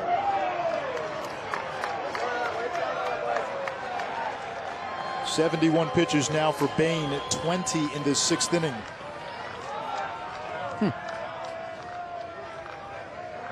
Got to bring your glove to the yard. You know when you're going to get a shot at a foul ball, maybe a home run ball.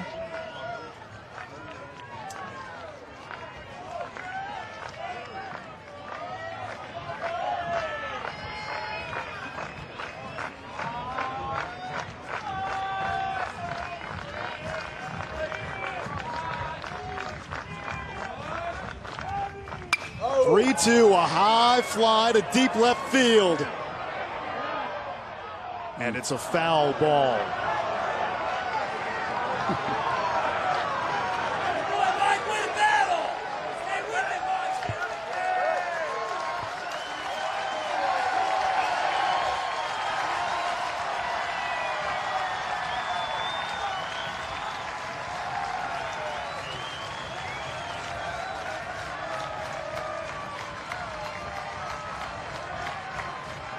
Is that the rally shuffle? Stairmaster.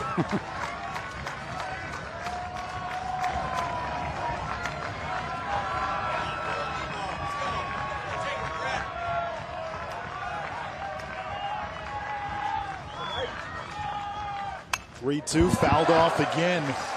Good battle here between Bain and Grettler. A couple of seniors. Yeah, I've got a great battle. A little old school hardball going on. Bain challenging with the fastball, and that's what Oregon State will do. They keep spoiling pitches and spoiling pitches. Waiting for you to make a mistake, but Austin Bain hanging in there, making some good quality pitches. This will be the 9th pitch of the at-bat. Seen him throw a few fastballs in a row. Does Does he have the confidence to take a little bit off and maybe drop that hook in? 3-2. First base is open.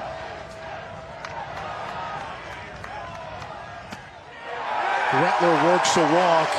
Bases loaded.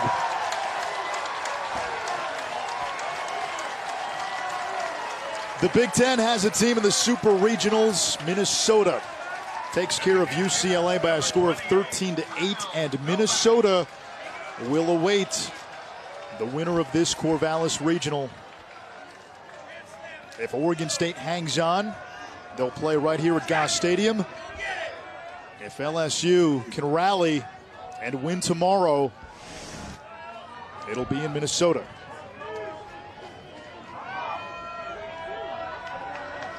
North Carolina has also moved on to the Super Regional, so half of the Super Regional is set. Kyle Novak now with the bases loaded, 1 out. If you're LSU, you're looking for the double play. Infield at double play depth.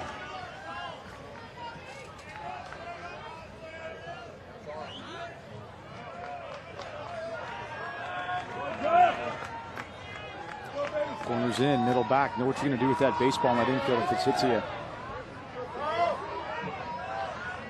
6-run lead for the Beavers. Kevin Abel on the mound for Oregon State has only given up 1 hit and only allowed 1 base runner. Get that ball down in the zone if you're Austin Bain. Try and get that ground ball on the corners. You're going to go home to first, up the middle. You're going to try and turn it. Novak, you want to look for the ball up in the zone. It's something you can ride right out into the outfield. Novak, a 5th-year senior. 4 runs batted in this regional. Entering tonight. This one into the gap, left center field and deep. Off the wall. Oregon State will try to clear the bases, and they almost do. 2 runs scored. Gretler running right behind Madrigal is tagged out.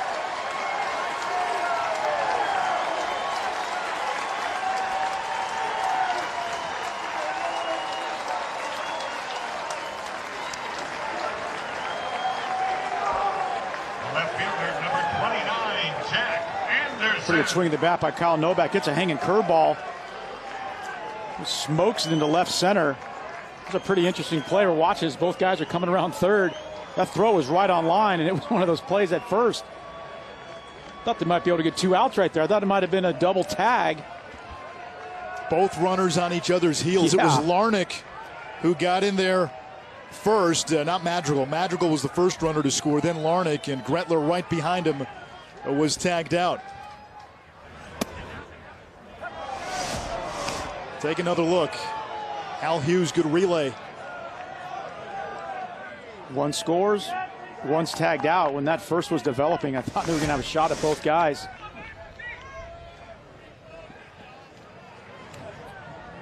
Eight nothing now, Oregon State. Wow.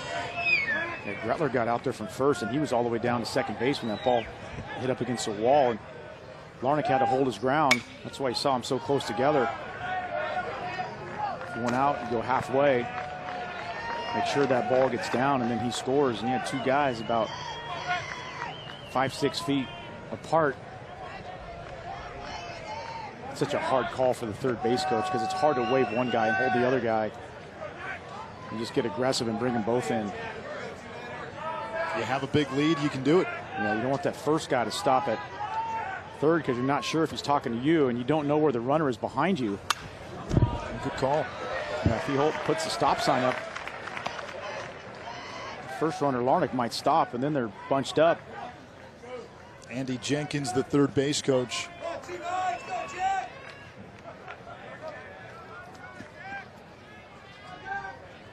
2 strikes, the count to Jack Anderson. Drove in a run when he was hit by a pitch with the bases loaded back in that 3-run first.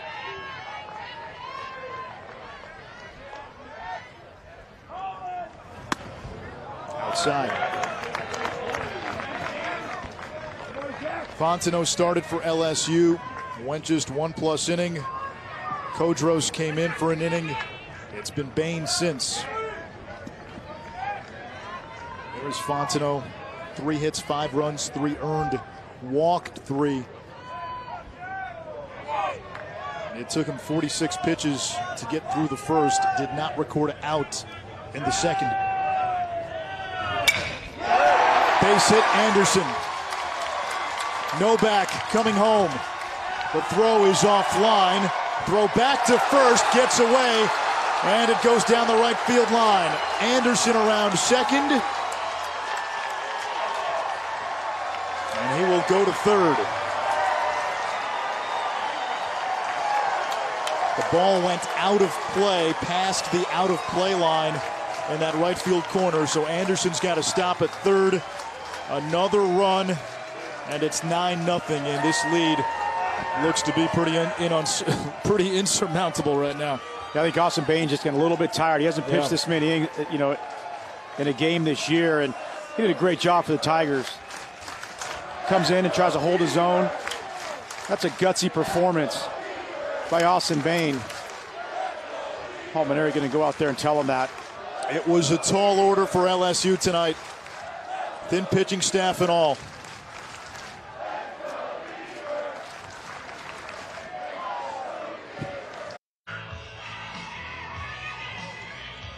With JT Snow and Ace Schroff, look at that. Oregon State outscoring LSU in this series, a lopsided margin.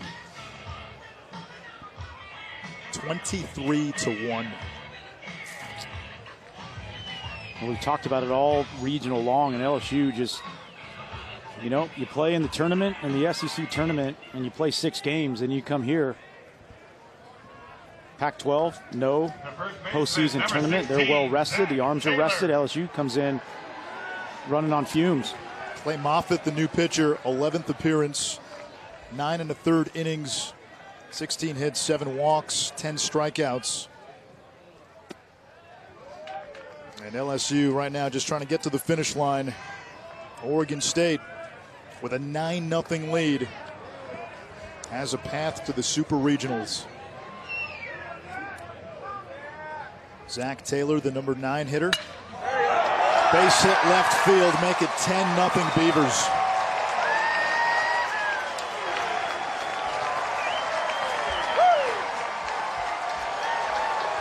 Tell you what, one of the things you pride yourself on as a hitter is being able to hit with 2 outs and driving in runs with 2 outs. And in this regional, Oregon State, 14 for 36, 17 RBIs.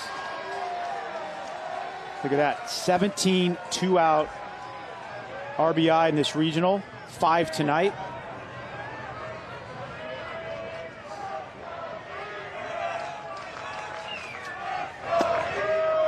Stephen Kwan, the leadoff man, takes low.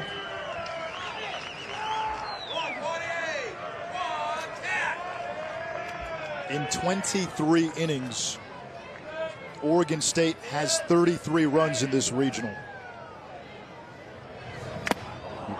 Kwan homered his first time, just missed one the last time, flew out deep to right and was searching for another one there.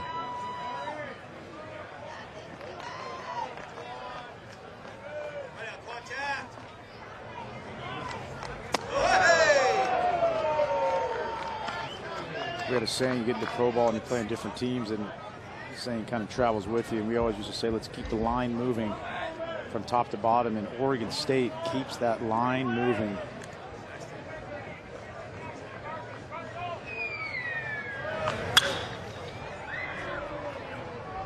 That's been impressive. They keep turning the lineup over, and the amount of at-bats they in this game. Kwan's 3rd at-bat came in the 3rd inning. Oregon State sent 9 batters to the plate in the first, 8 in the second. Kwan's the 8th batter of this 6th inning.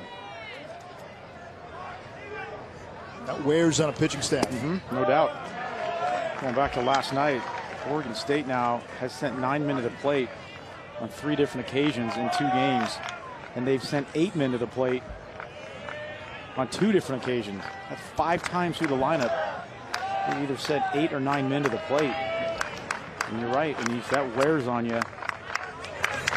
Runner goes, line drive, base hit left field. Taylor to third. It's a single for Quan. Men on the corners for Grenier. And Grenier will be the 9th batter to come to the plate this inning. Tough to pitch these guys, and the reason why is because these guys hit the ball to all fields. Quan goes home run to right, shoots a base hit to left. Up and down this lineup. These guys aren't strictly pull guys. They're not strictly opposite field guys. They hit the ball where it's pitched. And there's really no one way to defend them. That's the most impressive thing to me, that and the 2-out hitting.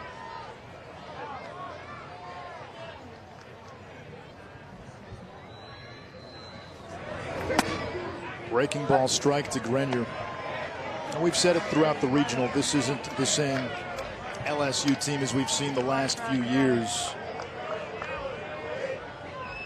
Paul Maneri really has had to manage that pitching staff and work around some key injuries to get his team into the NCAA tournament. But right now, everybody in this regional, they've run into a buzzsaw in Oregon State. And if Kevin Abel can be a consistent third starter for the Beavers, if he pitches like he's pitching tonight, this is a team that could finish the season with a dog pile in Omaha. Upstairs.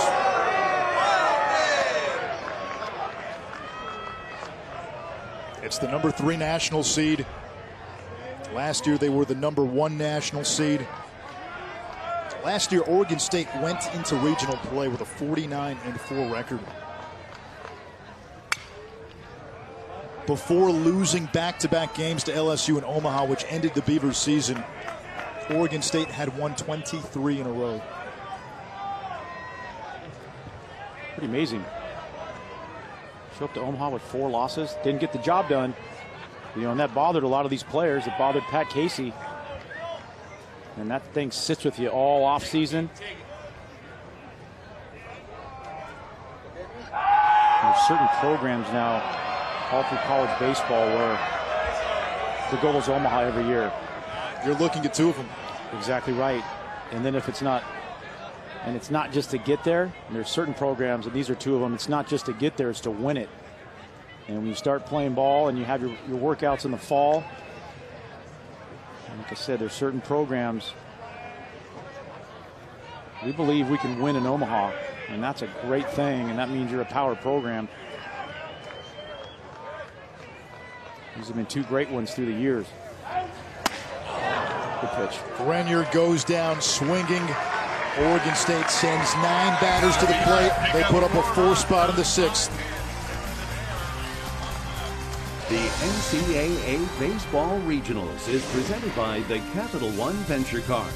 Earn unlimited double miles on every purchase every day. What's in your wallet?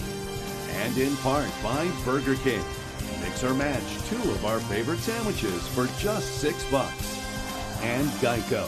15 minutes could save you 15% or more on car insurance.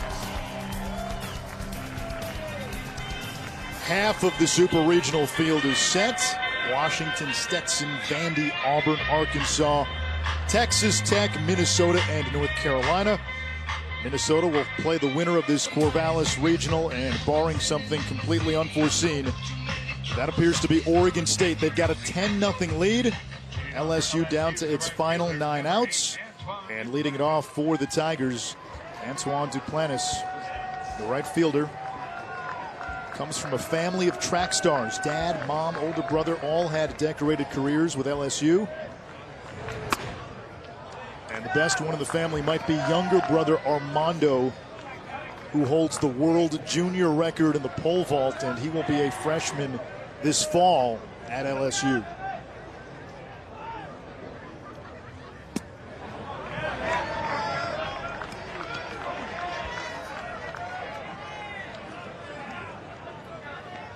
Duplantis, a terrific success story.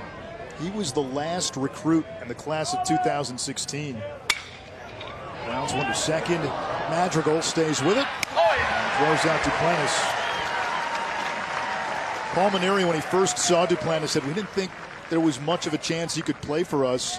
Looked weak and overmatched, and then became a late bloomer in high school. And now his head coach calls him the closest thing to a perfect ball player and the rock of this Tiger baseball team.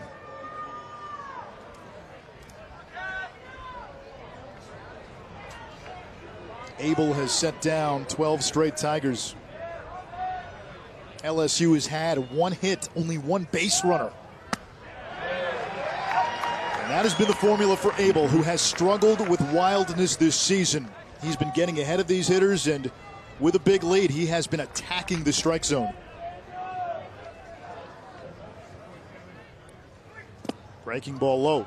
It's a pretty good combo when you, number one, have great stuff, and number two, as a freshman, you've got the confidence to attack that strike zone and believe in that stuff. And he's got it all. 3-pitch mix. Weak swing left side. 2 outs. And that's just a pitch when it comes out of his hand. You might be thinking curveball. Start the hands, can't hold up. Pitcher number 18, Austin Bain. Austin Bain. We saw him pitch. He began the game as the DH. And so LSU temporarily lost the DH, but it didn't matter. Bain was still hitting in that spot. Now they get the DH back. Bain cannot re-enter the game, of course, as a pitcher. He takes a strike.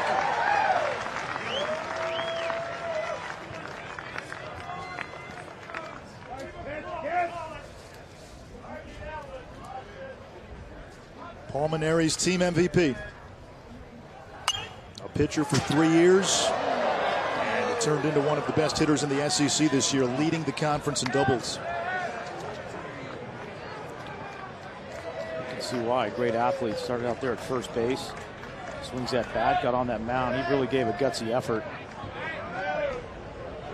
Paul Maneri, everything he had, just got a little tired there at the end. I think he ran out of gas. Well, one thing that Oregon State pitching coach Nate Yeske told me during batting practice today when I was talking about Kevin Abel is he said, you will see, there's Nate Yeske, you'll see the other team take some funky swings. And he was right on. And the reason for that was that curveball. It's such a tight 12-6 with some depth. Hard to pick up the spin. He was right on. We've seen some funky swings from the Tiger hitters. Abel looking to complete 7 innings for the first time in his Beaver career. A freshman from San Diego has been sublime tonight.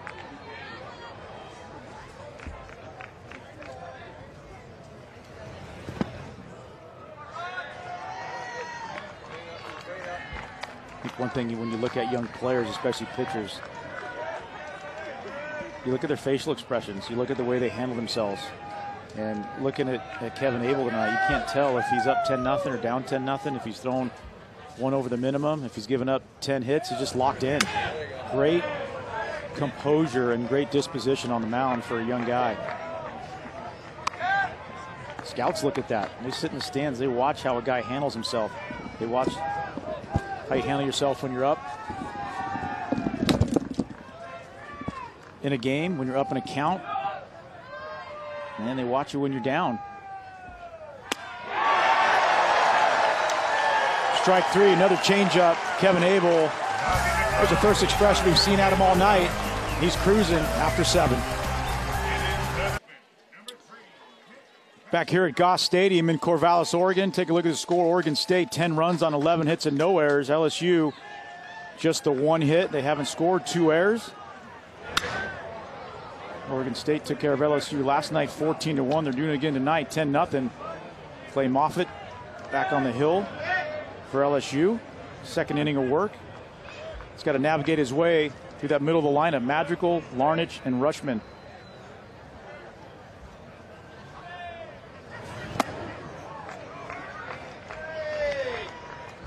Oregon State's at 9 men to the plate last inning. Started with Madrigal. He goes ahead and leads off here in the bottom of the 7th. 2 for 4 in the night. 2 base hits, a ground out and fly out.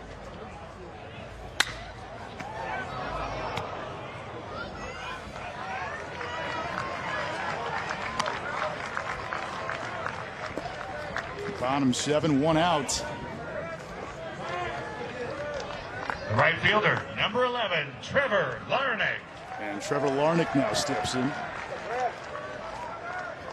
Everybody's laughing in the booth.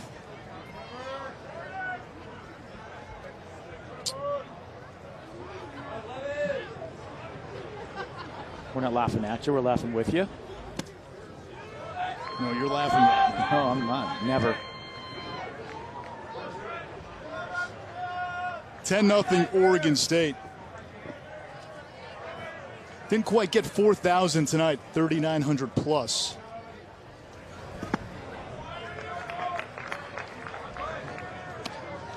Look at that gorgeous sunset. Total attendance for this Corvallis Regional, 22,000 plus.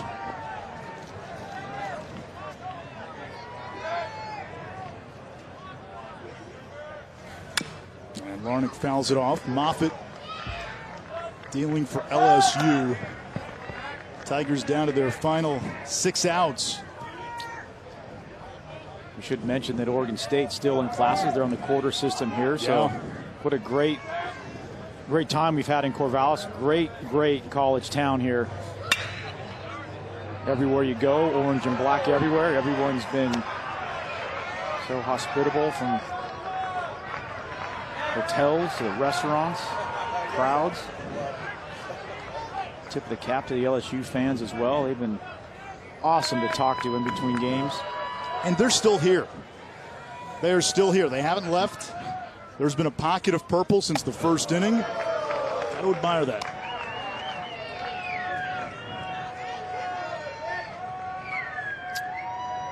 I've actually been invited to come down to Baton Rouge for a little cookout. That happened after last game. Alex Box. What a great place to watch a game. Grounder to second. 2 outs. For more coverage of the Division I baseball regionals and interactive brackets, go to ncaa.com. The catcher, number 35, Adley Rutschman. You gotta love it, right? Staying brave until the end. Oh, they'll be back. It's all good. That's what competition's about. Some years are better than others. Now, sometimes you look back, right, and you say, okay, what do you take away from this postseason run? If you're an LSU fan, it's what they did in Hoover to get here. Sure. Beat Mississippi State in an elimination game. Single elimination. Lose that, you might not even be in the NCAA tournament. Rutschman, grounder to second. And Moffitt mows down the heart of the lineup in order. The NCAA Baseball Regionals presented by Capital One. And the twilight's last gleaming here in Corvallis. Oregon State 6 outs away from a trip to the Super Regionals. It's not really a long trip. They get to stay here. And a happy birthday to that little one. That little one has something in common with my older sister, Michelle. Today is her birthday, June 3rd. Happy birthday, Michelle. Happy birthday, Michelle. Yeah. Up in Klamath Falls. Have a house up there. My family is waiting to find out if my brother and his wife, who are expecting a baby, and currently she's in labor. So June 3rd might be a big birthday day next year. That's a good one. 10-0 is the score here in the 8th inning. Oregon State behind Kevin Abel and a clutch offense has dominated LSU, not just tonight, but also last night. Quan is there, and he takes care of Coombs. LSU only has one base runner. What sort of factor do you think fatigue is for LSU? It's a lot. I mean, they've been grinding for 2 weeks now and playing big games, and Palmineri knows that, and he's got the most out of his team that he can, and nothing to hang your head about. Play 3 games in almost less than 24 hours. game of baseball, such a mental grind. And after the first game, they got back on the bus and went back to the hotel for about an hour and a half and got some food and just chilled out, changed their tops. But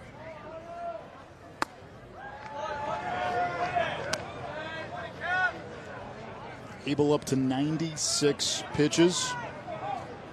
You can see how he finishes out this inning to see if he'll go out for the 9th.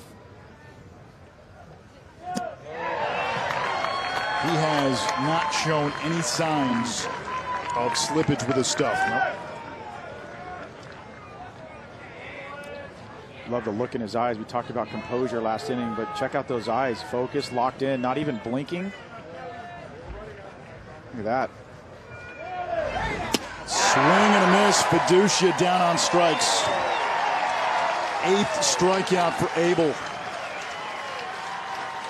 He has retired 16 in a row. Third baseman, number 5, Jake Slaughter. I'll tell you what, Kevin Abel stays healthy. Nate Yeske, the pitching coach, and Pat Casey, the head coach. They've got something special in this young man.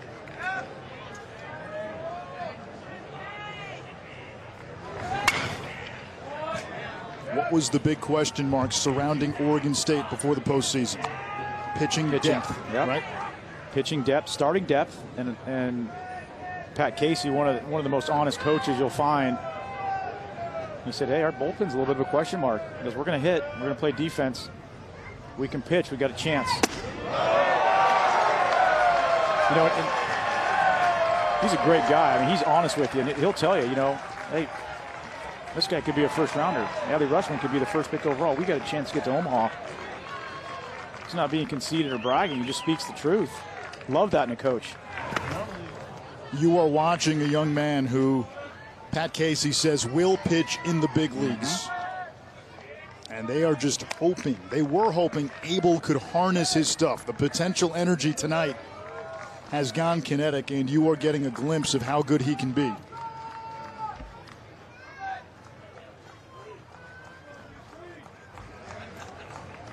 One-two to Slaughter. Breaking ball. 2-2. I think the other thing you got to look at that you got to like is with Oregon State's pitching, you can go righty Femmel, lefty Heimlich, righty Abel. And when you get into a super regional, it's 2 out of 3. You can go right, left, right, and that keeps other teams' offense off balance. Rutschman wanted that one. And today's day and age of matchups, not so much at the college level because you go with your guys lefty or righty, but just to give a different look, you've got 3 pitchers that can take you deep into games. They can give you 7 innings. They can give you 8 innings. Ball 4, and that is LSU's first base runner since the 3rd inning. First walk of the game comes with 2 outs here in the 8th. Here is Brant Broussard, his 3rd inning single, the only hit given up by Abel.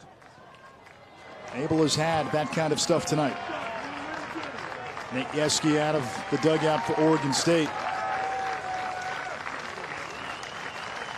Brandon Eisert was getting loose in the Beavers bullpen.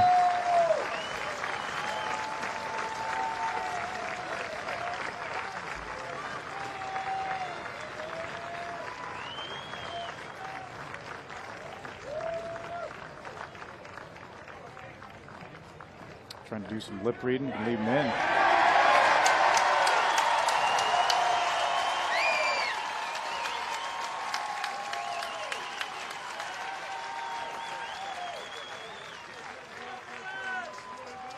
I think Yeske told him last batter.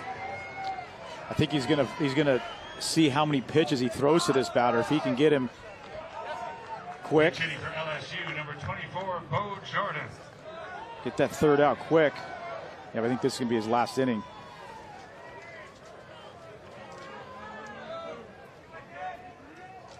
Bo Jordan will pinch hit for Broussard.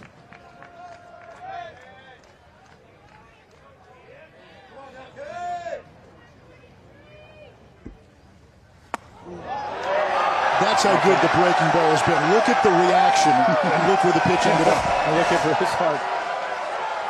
Yep. That's a hook. That's a big league hook. The hitter knows it. All you can do is laugh. Bo Jordan been sitting on that bench. You got to come in and pinch hit and face that. Gee, thanks, Coach. Think we'll see another one? Fastball. I don't know why you wouldn't double up and throw another one. What does that tell you when guys are ducking at strikes? Means you got a pretty darn good off-speed pitch and a pretty, as we've been saying all along, since the beginning of the game, you got a tight curveball. Can't pick up the spin. It looks like a fastball out of his hand. It looks like a high fastball. Wouldn't want to be a right-handed hitter facing this guy. Line drive, base hit, right center field. Came back with a fastball. Slaughter will go to third. He'll hold there. It's a single for Jordan. Men on the corners, 2 outs. Great at bat by Bo Jordan. He's down there saying, thank you for not throwing me that curveball again.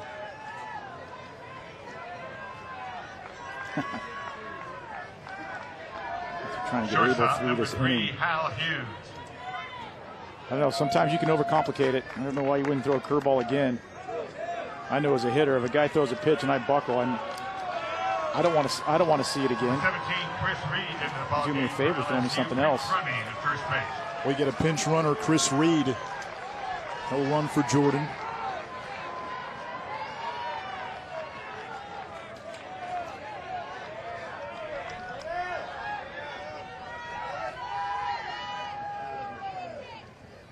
Hal Hughes swings at the first pitch. Quan is there.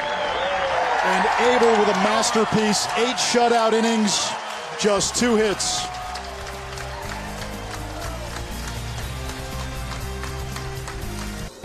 We witnessed Kevin Abel's magnum opus tonight. He's the Capital One player of the game, flat out dominant. 8 strikeouts, 7 swinging. He'd have everything working. The fastball up and away to the righties. He goes down. Changeup was devastating. He had the curveball working. Great outing for the freshman out of San Diego. And he, in my opinion, is going to be one of the keys to this Oregon State run.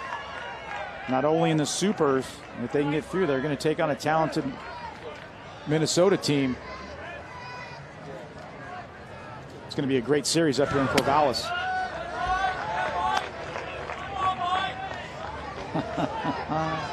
The best of both worlds. They're smart up here. That's clever. They are smart. Great baseball fans. Base hit by Gretler to lead off the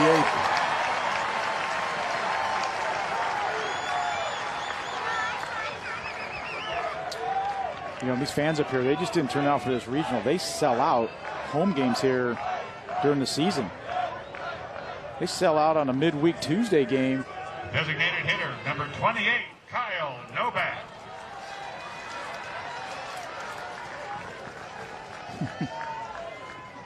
That's my favorite hat right there in the middle.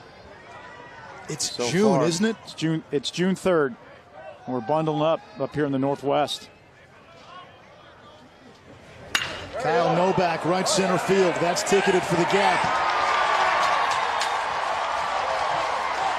They'll wave Gretler home. He will score without a throw. 11-0 Beavers.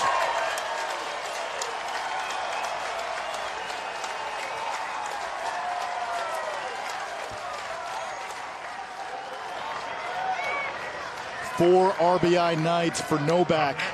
Second double. 29, Jack Anderson. Love what Pat Casey said about him. We talked to him about that bottom of the order. Said Novak's in there for one reason. Obviously can swing the bat, but he's a competitor. 5th-year senior. Need guys like that. Valuable, big-time competitors and players.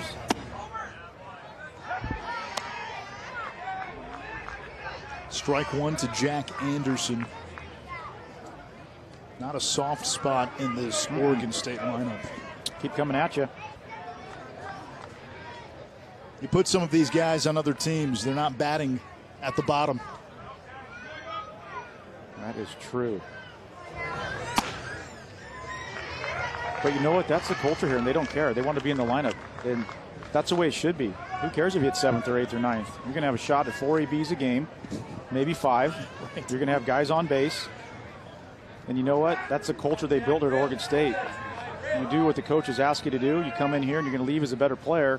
You're going to have a great time doing it. Grounded to second. One away, moving to third is Novak. You know, both these programs are like that. And LSU's going to be back. These big-time programs, they don't rebuild, they just reload. Talked earlier about LSU having some arm troubles with some of their stud pitchers. It's just a bad break. Number 18, Ryan Ober, into the ballgame for the Beavers. Pinch running at third base.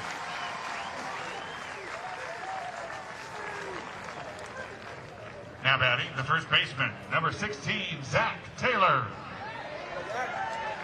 Ryan Ober will pinch run.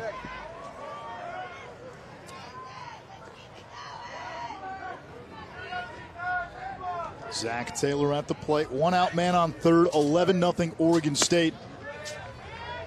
The Beavers in the Super Regional will face Minnesota. And Minnesota will come here. Gophers have a terrific shortstop. Max Meyer, an elite closer.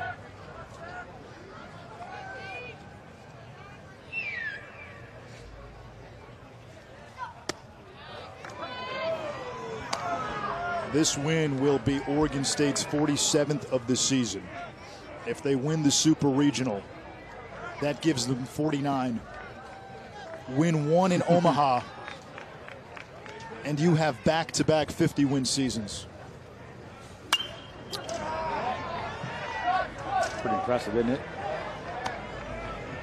You really wouldn't know it by hanging around the last couple days here in Corvallis in this program. You know, they keep everything in perspective. A confident group. They don't brag. They just get things done.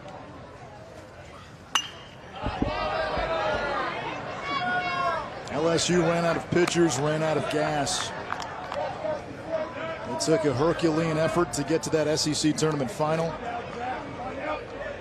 Needed 5 runs in the 9th inning earlier today in a win against Northwestern State. They were down a run going into that 9th, and the bats exploded.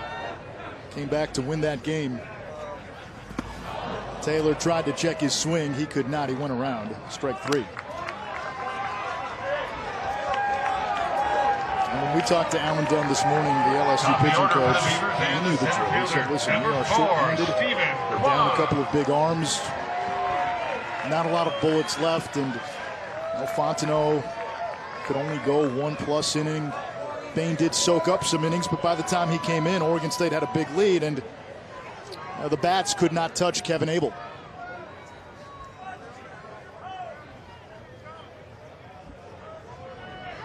Here's Quan.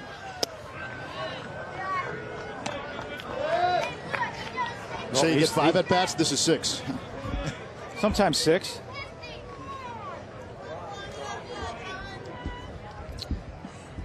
Hey, right here, Forrest, stroke it. Quan into left field, sinking liner. That drops in for a base hit. Another run scores. It's 12-0. How about Cal State Fullerton winning the Stanford Regional? So the Cardinal, the national 2 seed, goes down. Tell you what a great job Rick Vanderhook does at Cal State Fullerton. Always don't get a lot of national attention. I watched the game last night. We saw Jumbo go deep to win that game, and that is a great accomplishment to go up there to Palo Alto and take out the number 2 seed. If you haven't seen the clip, watch Cal State Fullerton's walk-off home run last night. They did it last year. I was down there in Palo Alto for that regional. They took Stanford out last year, ended up going to Omaha.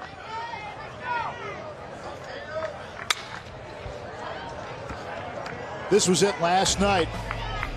Jumbo, get out. the freshman Jace Chamberlain. A walk-off job. Love the swing, love the haircut. Oh, man, look that at is his everything celebration. that is great about sports. That is the best. Hey, you know what? You grab a bat, you go up there and swing it. Some serious bat speed from Jumbo. First baseman doesn't see pops it. it up, but the second baseman is there to make the catch. Beavers pick up 2 Oregon runs. State 3 outs away from a trip to the Supers. Can the Beavers add one more championship to their ledger? Back-to-back titles in 2006 and 2007. They have turned into a power, not just in the Pacific Northwest, but nationally. And how about Kevin Abel back on the bump for the 9th inning, looking to finish what he started.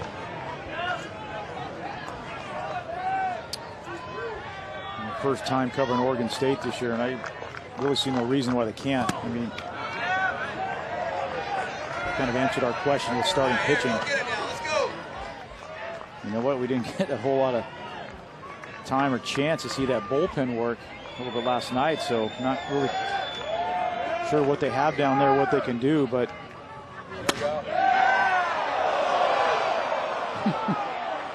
fans still into it. 12-0 on every pitch.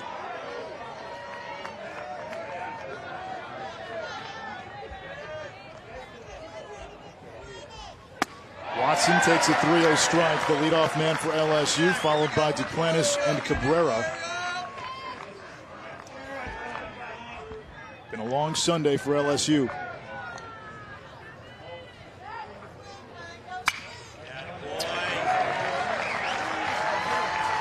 In 2 games against Oregon State in this regional, LSU has been outscored 26-1.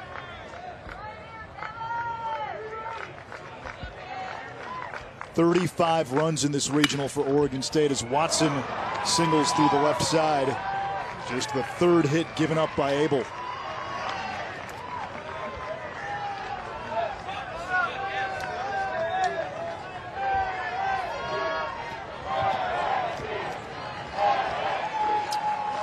That's going to be it for Abel. You know, sometimes a coach will send a pitcher out just for this reason right here. They'll send him out if it doesn't go his way. That young man deserves a standing ovation because he has pitched this Oregon State Beaver team into a super regional.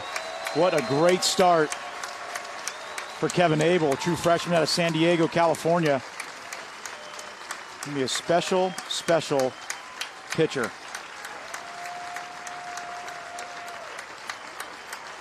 I like that. I think that's a classy thing to do. Send a guy back out there. Let the fans appreciate him instead of just running somebody out there in the 9th inning.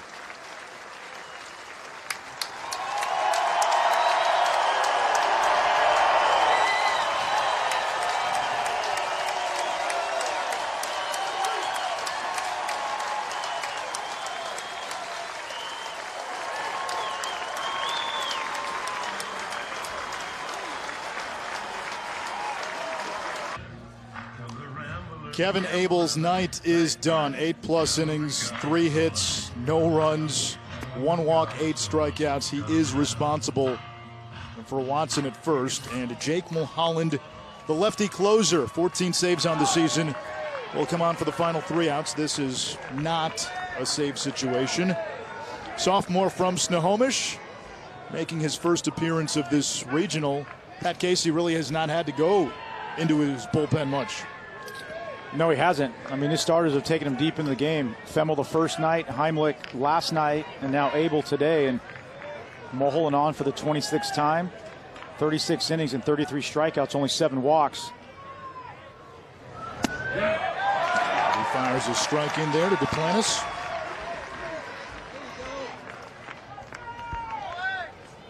Antoine Duplantis 0 for 3 today.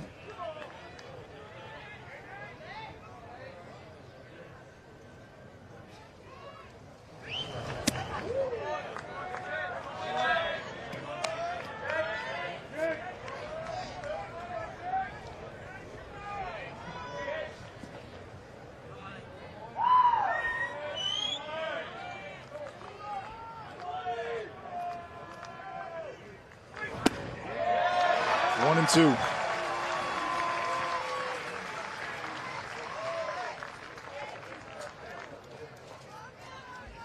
Oregon State has had it all this weekend. Defense, pitching, hitting. We've seen a complete team. Yeah, impressive. Nothing but impressive.